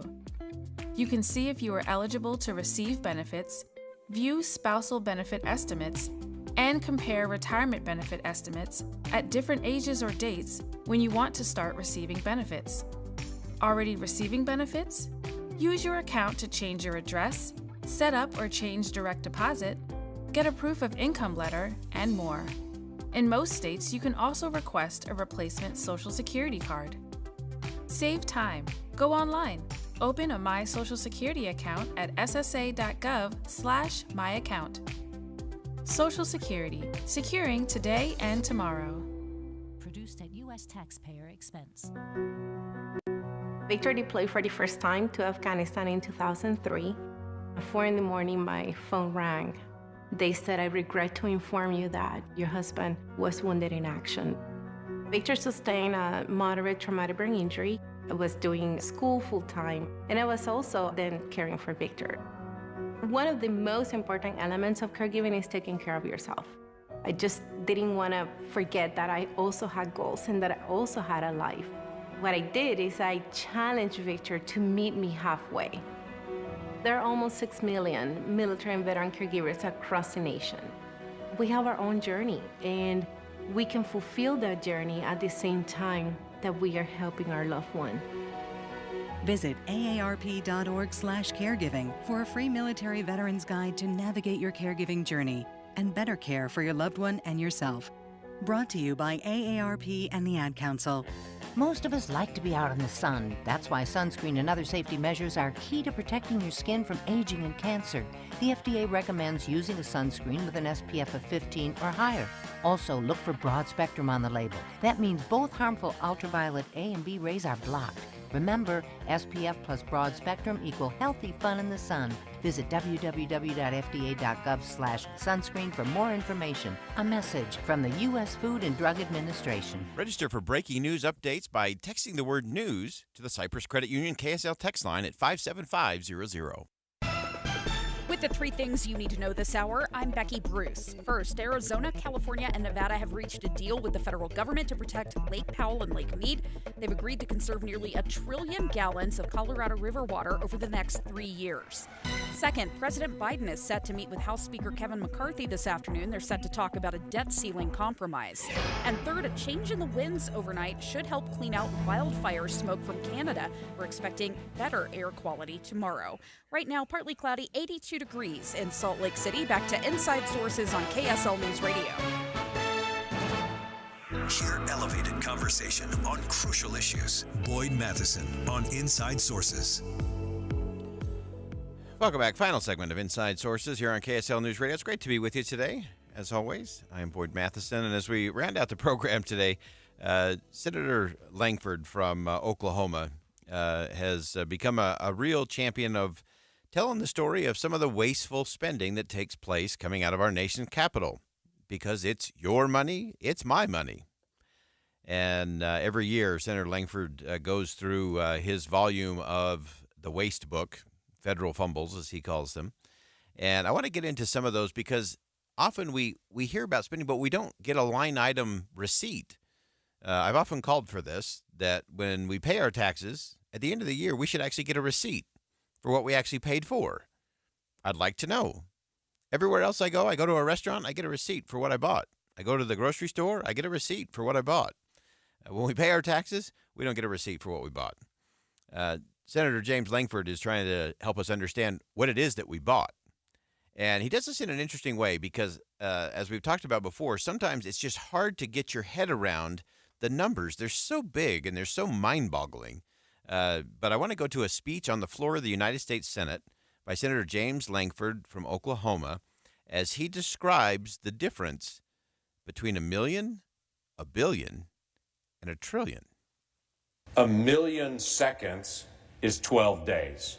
1 billion seconds is 32 years. 1 trillion seconds is almost 32,000 years. And to put this into the context of $31.4 trillion in total debt, that is 995,000 years. 999,000 years. That's where we are in debt when you start talking about trillions. And so, again, just wrap your head around that in terms of 12 years to 32 years to 32,000 years. Now let's look at some of the dollars and cents. We're 32 trillion in debt. Trillion's a big number. Senator Langford goes on to talk about some of the things that you should get a receipt for after you have paid your taxes. He started with a very interesting line item of an expenditure that you paid for about butterflies. National Science Foundation last year did a study of butterflies in Europe. So we funded with American taxpayer dollars a butterfly study in Germany where we paid a Swedish scientist to study butterflies in Germany. I'm not real sure why American tax dollars, that was the best use of that, but that was one of the grants that was done last year. All right. I'm not sure either. If I saw that on my receipt, I'm not sure I'd put that one back on the shelf. Let's go to some other wasteful spending from the senator from Oklahoma.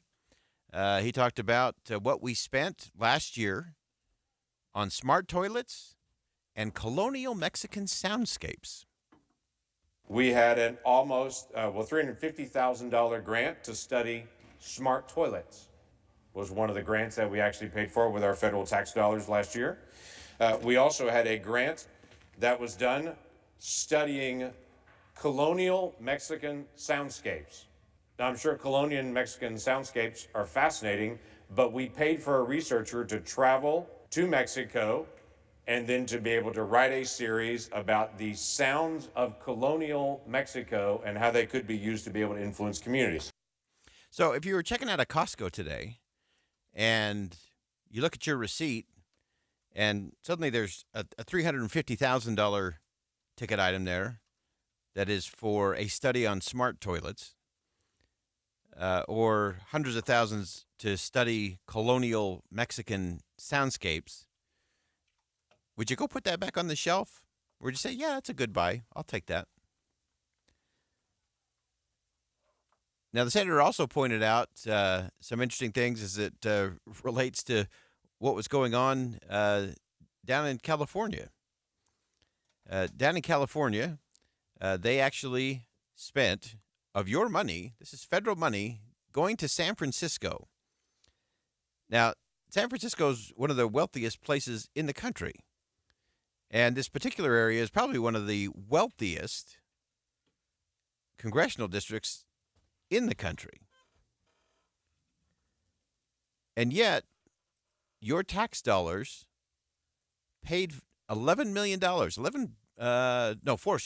million. Got to be correct here. $4 million for a wine trail. So the people who live there, who make a lot of money, could be able to walk through the vineyards. Again, if you like wine country, Senator Langford says that's a good thing. That's great. But should the rest of the country have to pay for that? Or should that be a local issue? If the people in Napa Valley, California, again, one of the highest income areas in the world, does that mean that us here in Utah should pay for their wine trail? I don't know. If I got that on a receipt checking out, I'd probably check back in. And I'd probably put it back on the shelf. Finally, the senator pointed out another very interesting expenditure in Ghana. We, last year, did a study on helmets and seatbelts in Ghana to be able to study whether seatbelts and helmets were effective for saving lives in Ghana. Can I just go ahead and answer that question for free? Seatbelts and helmets are a good idea. They save lives. Free. I can go ahead and give you that advice. How do I know that? Because we've already spent millions of dollars in other studies here in the United States, but instead we spent money in Ghana studying helmets to see if they're actually a good idea there. And amazingly, they discovered, yes, they are. All right. Now, an important note. whether it's $4 million for a Napa Valley Trail, whether it's a $300,000 study of seatbelts and whether they're effective or not in Ghana, whether it's $66,000 small chump change for studying colonial Mexican soundscapes or $350,000 to study smart toilets. They also spent $30,000 figuring out the French butchers have their own secret language. We needed to figure that out. Now, all of these things are actually a drop in the bucket in terms of what we're spending on programs like Social Security, Medicare, Medicaid, our military. But these are all things that add up. Every dollar matters. Every dollar makes a difference. And I think we should get a receipt. If you're going to pay for something, you should get a receipt. And when it comes to paying our taxes, I think the federal government owes us a receipt for what we're actually buying so we can say, that's a good thing to spend on. I can deal with that. All right, that wraps it up for us today here on Inside Sources on KSL News Radio. I am Boyd Matheson. Thanks for joining us today. And as always, as you go out into the world, make sure you see something that inspires, say something that uplifts, and do something today that makes a difference.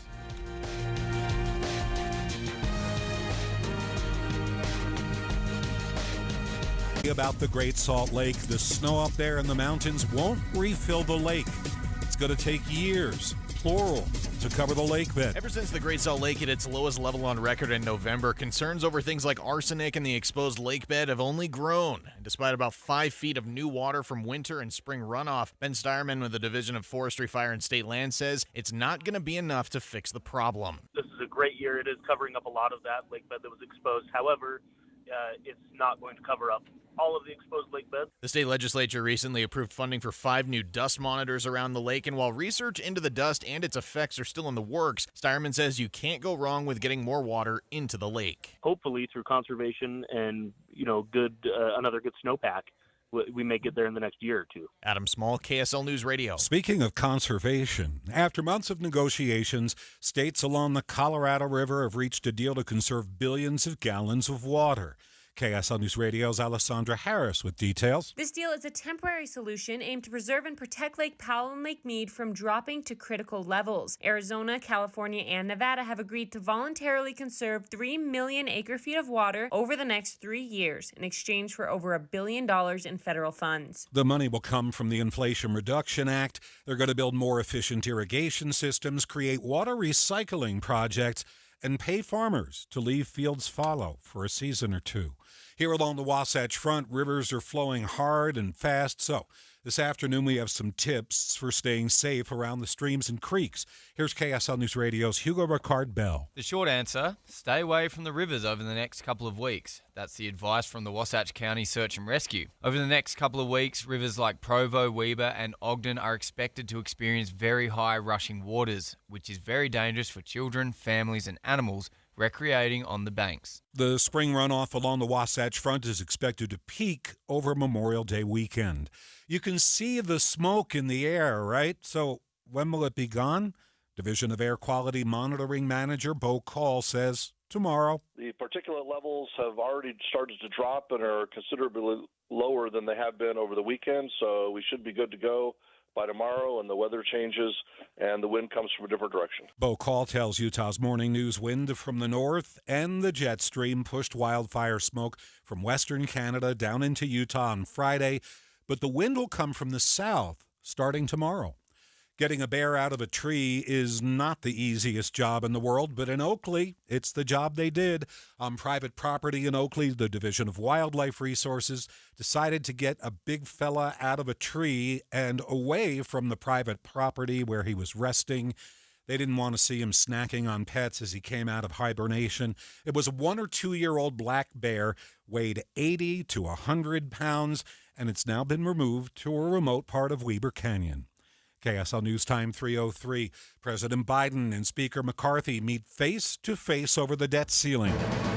Maria Chaleos is live at the KSL National News Desk. Jeff, the one-on-one meeting follows hours of negotiations between Republican leadership and White House negotiators. House Speaker Kevin McCarthy sounding upbeat headed into the meeting. Better to have a deal sooner. I think we can get a deal tonight, we get a deal tomorrow, but you've got to get something done this week to be able to pass it. Key points of disagreement include work requirements for federal aid programs and military spending.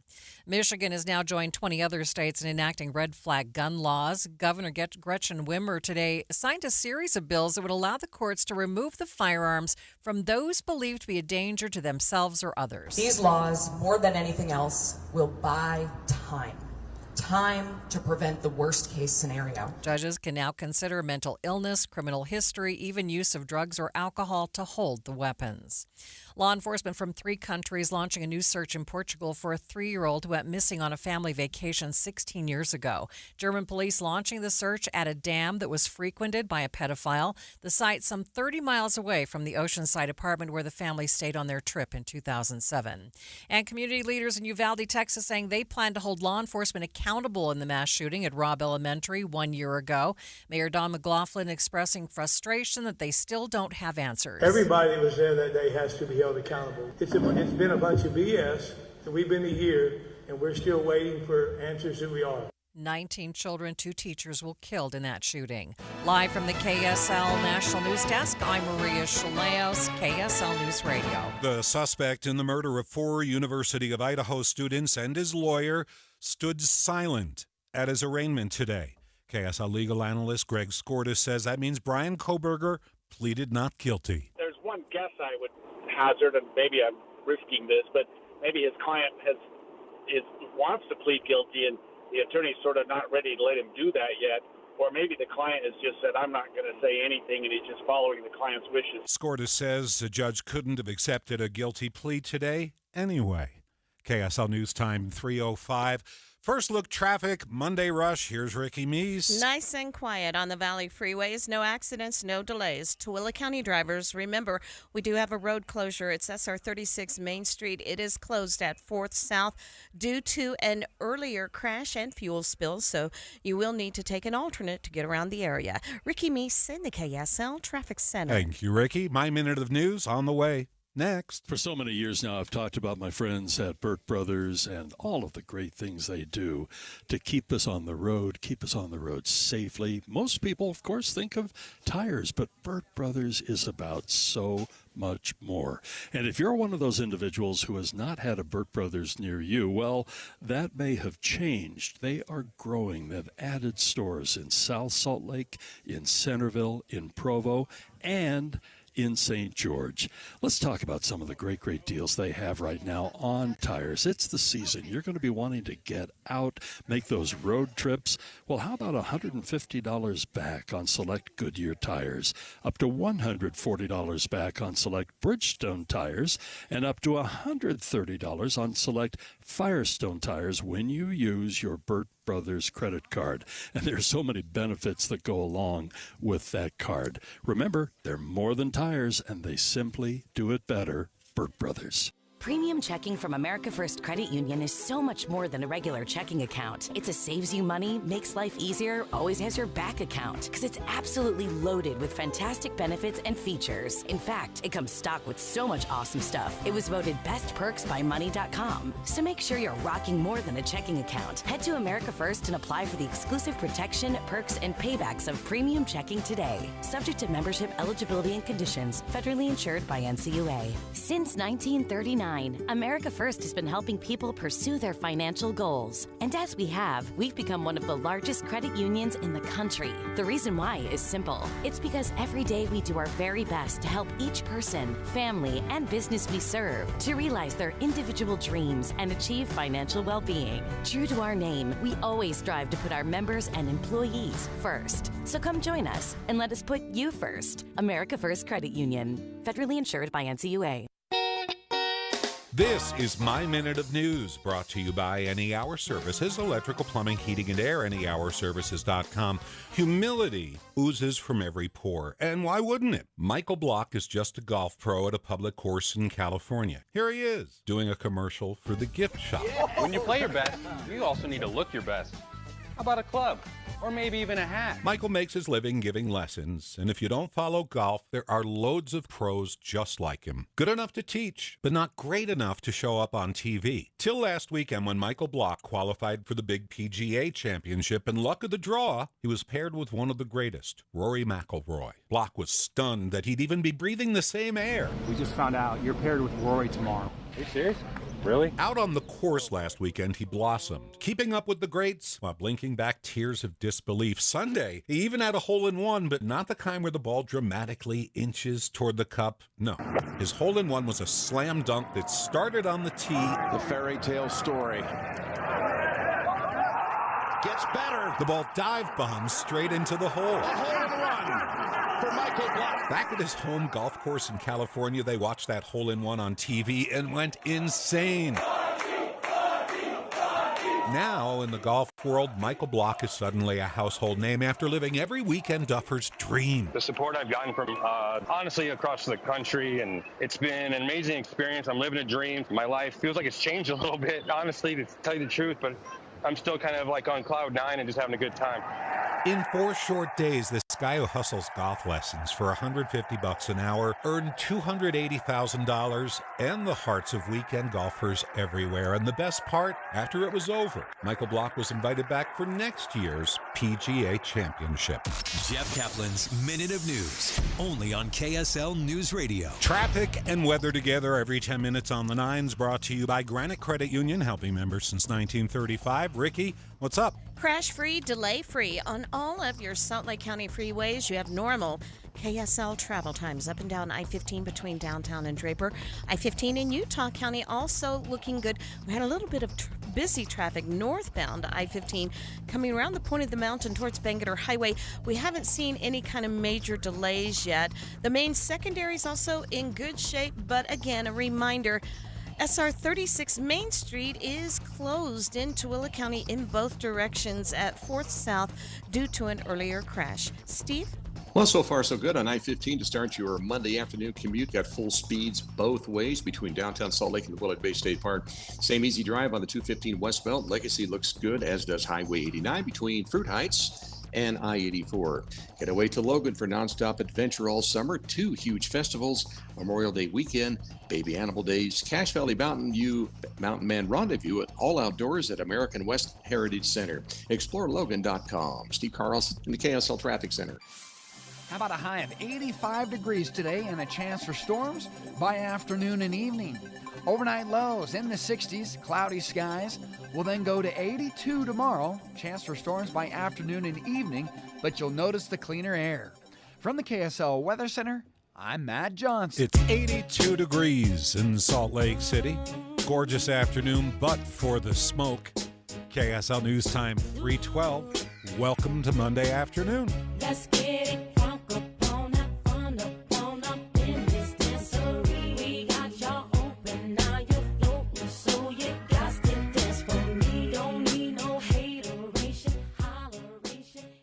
Expand your business capabilities as you expand your business with Mountain America. From part-time entrepreneur to global enterprise, choose a credit union that can keep up with your growing company, no matter the size. Visit macu.com/business to explore our array of business banking, lending, and service solutions and experience the attentive, personalized service of a local credit union. Mountain America can handle all your business needs.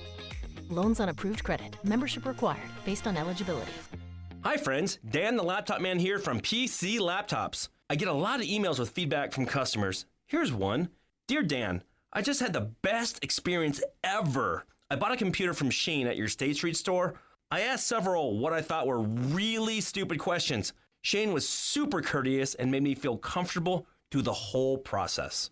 People need to understand how important it is to support a local company, especially when your experience is so good. PC Laptops really does love me. Signed, Satisfied. I love hearing feedback like that. It really just gives me the chills. It's the whole reason why I got into the computer business in the first place. You can get a brand new PC Laptops desktop, and they start at only $29 a month. And it comes with a lifetime warranty. That means if anything goes wrong, we're going to take care of you. Just check us out at PCLaptops.com. That's PCLaptops.com. At PC Laptops, we really do love you. Advanced Window Products. Factory direct affordable windows. Call today and they're on their way. Financing available. Save now, pay later. 801-850-9100 or AdvancedWindowsUSA.com. Psychic Hotline, how can I help you? I need to know what happens tonight on the season finale of The Voice. Ooh, I see 5 amazing artists performing live. To win America's vote, yes? Oh, and I see a cowboy. Blake, it's Blake's last season. What happens to Blake? No spoilers. You have to watch live. Is there anything else? Yes, it will be amazing. I knew it! All will be revealed on the season finale of The Voice tonight on NBC. Then on KSL 5 News at 10. This is Mike Hedrick. From self-driving cars to ChatGPT, artificial intelligence is revolutionizing our lives. But what does the future hold? It doesn't take days, it doesn't take hours. You can do that in minutes. Join me as I break down the true reality of the past, the present, and future of the technology. AI is a very, very big world. It's really about exploring what's possible. AI Revolution, live and streaming tonight on KSL 5 News at 10. KSL News Time 3:15. The 3 things you need to know this hour. First, a U.S. default on its debt could impact Utahns on Social Security the most. The biggest chunk flowing into Utah goes directly to them and others getting paid by the government.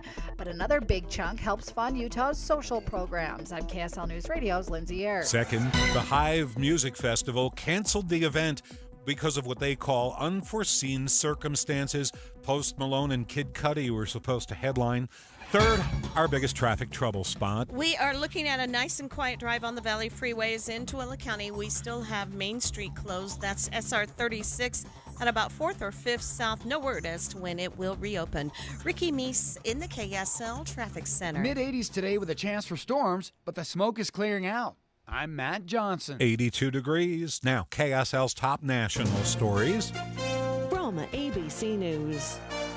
I'm Daria Albinger. In about a half an hour from now, President Biden and House Speaker Kevin McCarthy will meet again, hoping to get stalled talks on the debt ceiling started.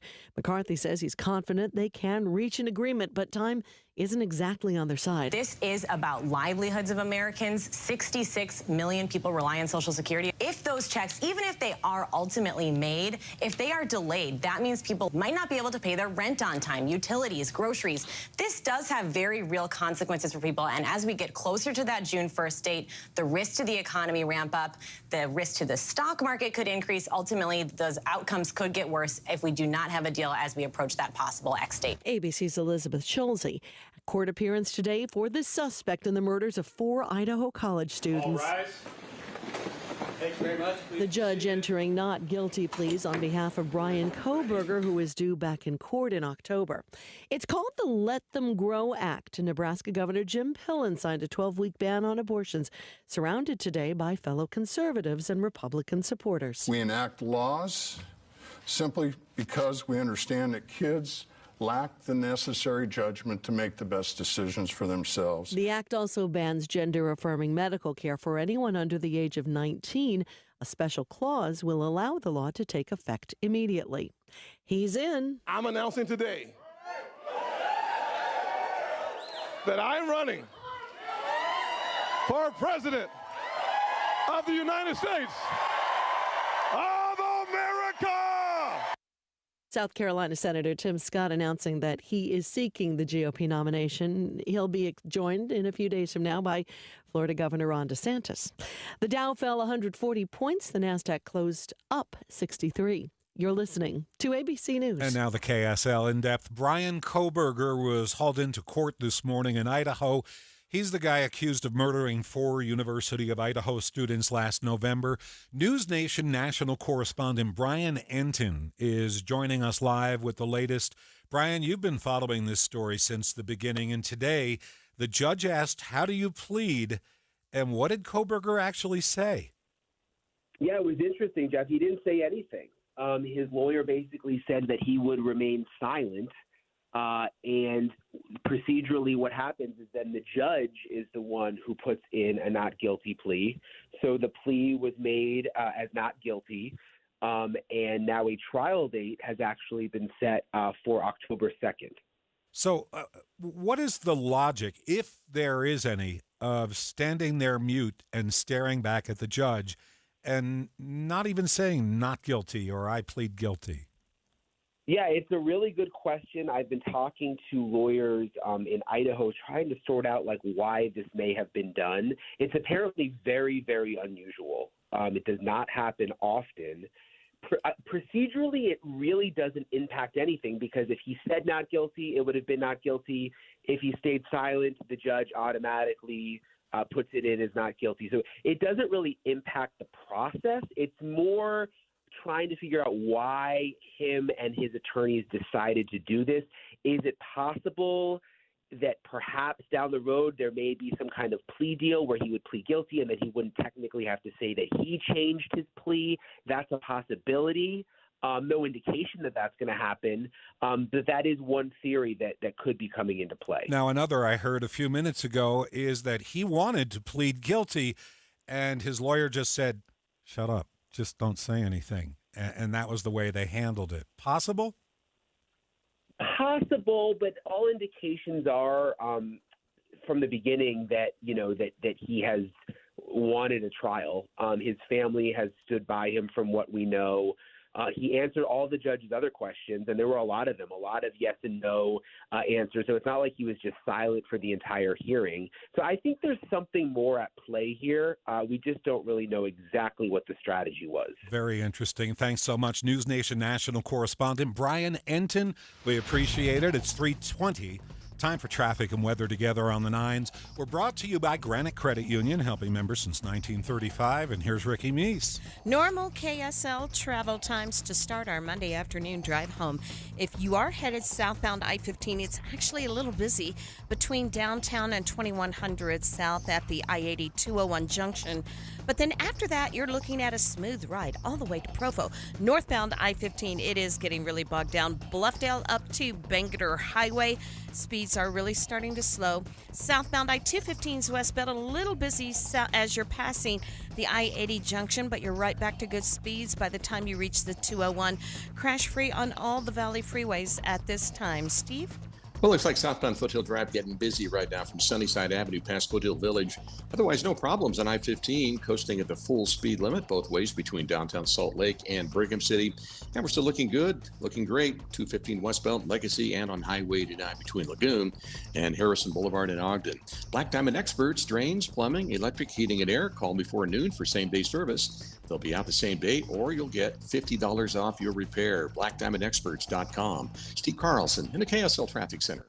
The KSL 7-day forecast has smoke moving out and scattered thunderstorms moving in. A few isolated thunderstorms this afternoon, and they'll be back on both Tuesday and Wednesday. Highs in the low 80s, even a few lingering showers and thunderstorms possible on Thursday. Drier conditions do move in for the end of the week, and they'll stick around through Memorial Day weekend. Highs generally in the low to mid 80s. From the KSL Weather Center, I'm Kevin Eubank. And right now in Salt Lake, 82 degrees. Your 7-day forecast brought to you by Performance Automotive Bountiful. We'll check the market close next. Afternoon news, only on KSL News Radio. In the time of chimpanzees, I was a monkey. Butane in my veins and a mouth that kept the chunky with the plastic eyeballs. Spray paint the vegetables, dog food stalls with the beefcake pantyhose. Kill the headlights and put it in neutral. Stock car flaming with the loser and the cruise control. Babies in Reno with the vitamin D. Yes, there's still snow up in the mountains, but it's only there to remind you to get your snowbird season pass for next winter. They're already on sale now, including the Summit Pass, Alta Bird Pass, the Flex 5 Pass, and new for this coming winter season, Summit and Alta Bird Passes come with one free Kids Freeloader Pass. They want to instill a love for the mountains across the generations. So yeah, get your passes and you get a free Kids Freeloader Pass. And Snowbird recognizes that families come in all shapes and sizes, so you can give the Kids Freeloader Pass to grandchildren, nephews, nieces, young family, friends, and more. Existing Snowbird Pass holders get additional perks if you renew by June 1st, including 50% off 2 fast tracks, a one-night stay at the Cliff Lodge, and 2 all-day activity passes. And I mentioned the Flex 5 Pass. Used to be the Flex 4, but you get 1 extra day to try out Snowbird. They know you'll be back. Perfect for beginners and weekend warriors. Get your season pass right now at snowbird.com. Home is where the heart is. It's also where the office is, the school is, the restaurant is, the stadium is. Basically, your home is now the center for everything. So right now might just be the perfect time to upgrade your living space to one that has, well, a little more space. If you've been thinking about building, with home prices leveling out and material costs coming down, right now may be the perfect time to start building your dream home. Let the construction loan experts at Golden West Credit Union help make building your dream home a reality with a convenient low-rate construction loan. We also offer one-time close options so you can secure your construction loan and mortgage conveniently at the same time. Get a personalized rate quote right from the comfort of your own home or with a lending expert at any Golden West branch, or apply in minutes online today at gwcu.org. Golden West Credit Union, Equal Housing Lender, NMLS number 440574. We'll take care of you. Have you Googled yourself lately? Are there negative posts from an ex-employee or from a former client? Maybe an outdated news article or sensitive personal information about your family? Search engines don't always get it right. For right or wrong, it's your reputation on the line. That's where Reputation Defender by Norton comes in. One of the most trusted names in online reputation repair, Reputation Defender has been fixing people's search results for over 15 years. Their cutting-edge approaches help you to wipe away unwanted information in your search results. They also promote the good stuff so that it rises to the top, helping you put your best foot forward. Your good name is too valuable to leave to the whims of a Google algorithm. Take control with Reputation Defender. You can start by getting your free reputation report card at reputationdefender.com. Or call 800-401-6681 to speak to an expert. That's 800-401-6681. We're watching Utah's Money at KSL. Pfizer's new weight loss drug may be as effective as an injection of Ozempic. Clinical results presented at a medical conference indicate Pfizer's pill is certainly easier to administer. You don't have to go to the doctor for a shot, as you do with Ozempic. For the first time, teenagers can open their own Venmo accounts. Starting today, parents have been demanding this, a debit card account that allows the parents to monitor their kids' spending habits. Ford is planning to produce 2 million EVs a year by 2026. That's 3 years away. The company has announced a series of deals that will get them the lithium they need for the batteries to ramp up production. Wall Street today, the Dow is down 140 points. It closed at 33,286. The S&P was up 1 point. The Nasdaq gained 62. KSL News Time 326. An enormous alligator wandering around a residential neighborhood near the Texas coast over the weekend has a new home. In a community where alligators do occasionally come up from the bayous. I've never seen one that big up close. Cornelius Gregg Jr. called the police from the safety of his car. The police brought in gator wrangler Timothy DeRamus. An alligator this age could knock my leg off real easy. DeRamus measured the alligator at 11 feet and estimated its age at about 85 years. The animal will not be made into boots and belts, but has been taken to a gator rescue facility where even larger alligators live. Jim Ryan, ABC News, Dallas. Interest rates have gone up for buying a home, but not for remodeling the exterior of your home. This week only at RGS Exteriors, it's our zero-interest financing sale. That's right, 0% interest on any gutters, siding, windows, or any exterior remodeling project on your home. We have programs for 12, 18, and 24 months, all with 0% financing. But the sale is this week only at RGS Exteriors. Want stunning James Hardy siding? 0%. Need to replace your windows? 0%. New gutters or gutter covers? 0%. How about a full extreme makeover? That's right, 0%. We've also been serving Utah for 5 generations, so you can trust us to do the job right. All work is backed by our exclusive 10-year everything guarantee for total peace of mind. And this week only, everything is available for 0% financing with approved credit. Don't put off your new exterior project any longer. As always, estimates are free, so call RGS Exteriors at 801-280-3110 or visit us at rgsutah.com. That's rgsutah.com. Join KSL in the Greenhouse Show Saturday at the Weber Basin Water Conservancy District's Garden Fair. The district's Learning Garden is at Highway 89 and 193 in Layton. It's a free event from 8 to 2. It may be summer, but the news isn't slowing down this year. Deep water at Wasatch Hollow. Guilty on all charges. State leaders going into a special session. Make KSL your go-to each morning this summer. Utah's Morning News with Tim and Amanda starts at 5. We talk through the biggest stories with Dave and Dejanovic at 9 and Boyd Matheson at 1. Then drive home with key news updates with Jeff Kaplan from 3 to 7. Your all-summer companion for news. KSL News Radio. Traffic and weather together every 10 minutes. We're brought to you by Granite Credit Union, helping members since 1935. Ricky Meese is here. Some good news for Tooele County drivers. SR 36 Main Street is open once again from an earlier accident near 4th and 5th South. Both directions are open to travel. We are looking at a really nice start to the drive home on all of the Salt Lake County freeways. But if you are on southbound I-15, you have normal KSL travel times from downtown to Draper. I-15 in Utah County looks good both ways from the point to Provo. Already starting to see traffic picking up the pace and filling in westbound on Pioneer Crossing, and it's anywhere between I-15 and Saratoga Road. Steve? Well, southbound Foothill Drive a little busy this afternoon past the golf course over to Foothill Village. I-15, though, different story, rolling along, crash-free, good speeds both ways between downtown Salt Lake and Smith and Edwards in Box Elder County. We do have slowdowns on southbound Legacy filling in now from Centerville into Bountiful, but normal speeds on the 215 westbound. Same for Highway 89 between Farmington and Ogden. The Utah Symphony teams up with the Tabernacle Choir for the season finale May 26th and 27th for a monumental performance that you will not want to miss. UtahSymphony.org. Steve Carlson in the KSL Traffic Center. It's been a beautiful day with temperatures well above normal. We've been in the low to mid 80s. Tonight we're going to see these scattered thunderstorms that have bubbled up this afternoon. They'll taper off in the overnight, but they'll be back during the day on Wednesday. Look for highs in the mid 80s. Scattered thunderstorms around for most of northern and central Utah. In fact, we'll keep the threat for thunderstorms around on Wednesday as well. Highs in the 80s. Slight drying for Thursday, and then even more drying as we head through the holiday weekend. From the KSL Weather Center, I'm Kevin Eubank.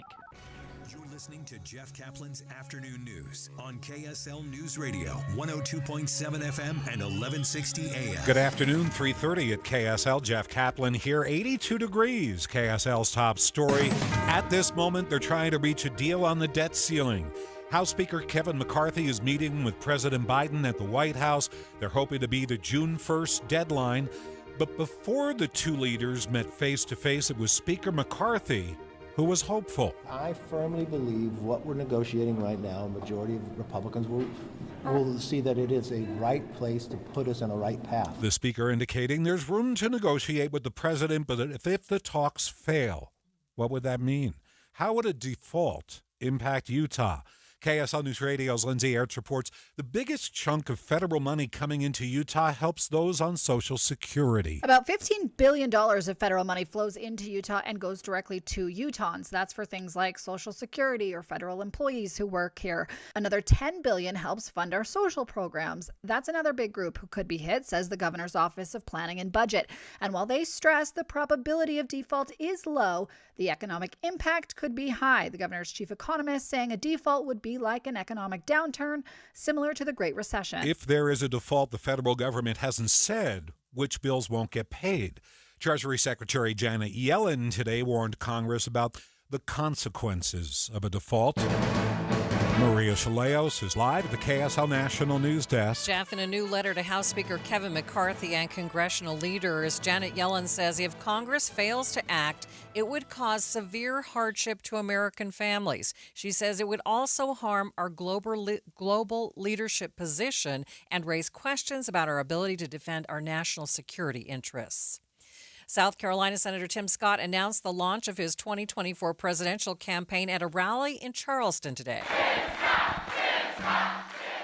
The Republican lawmaker describes the country under the Biden administration as a nation in retreat that's losing jobs, religious liberties, and more. This administration has taxed, borrowed, and spent trillions of dollars trying to replace a hand up with handouts. He joins what is likely to become a packed race for the nomination and will go toe-to-toe with contenders such as former President Trump and former South Carolina Governor Nikki Haley.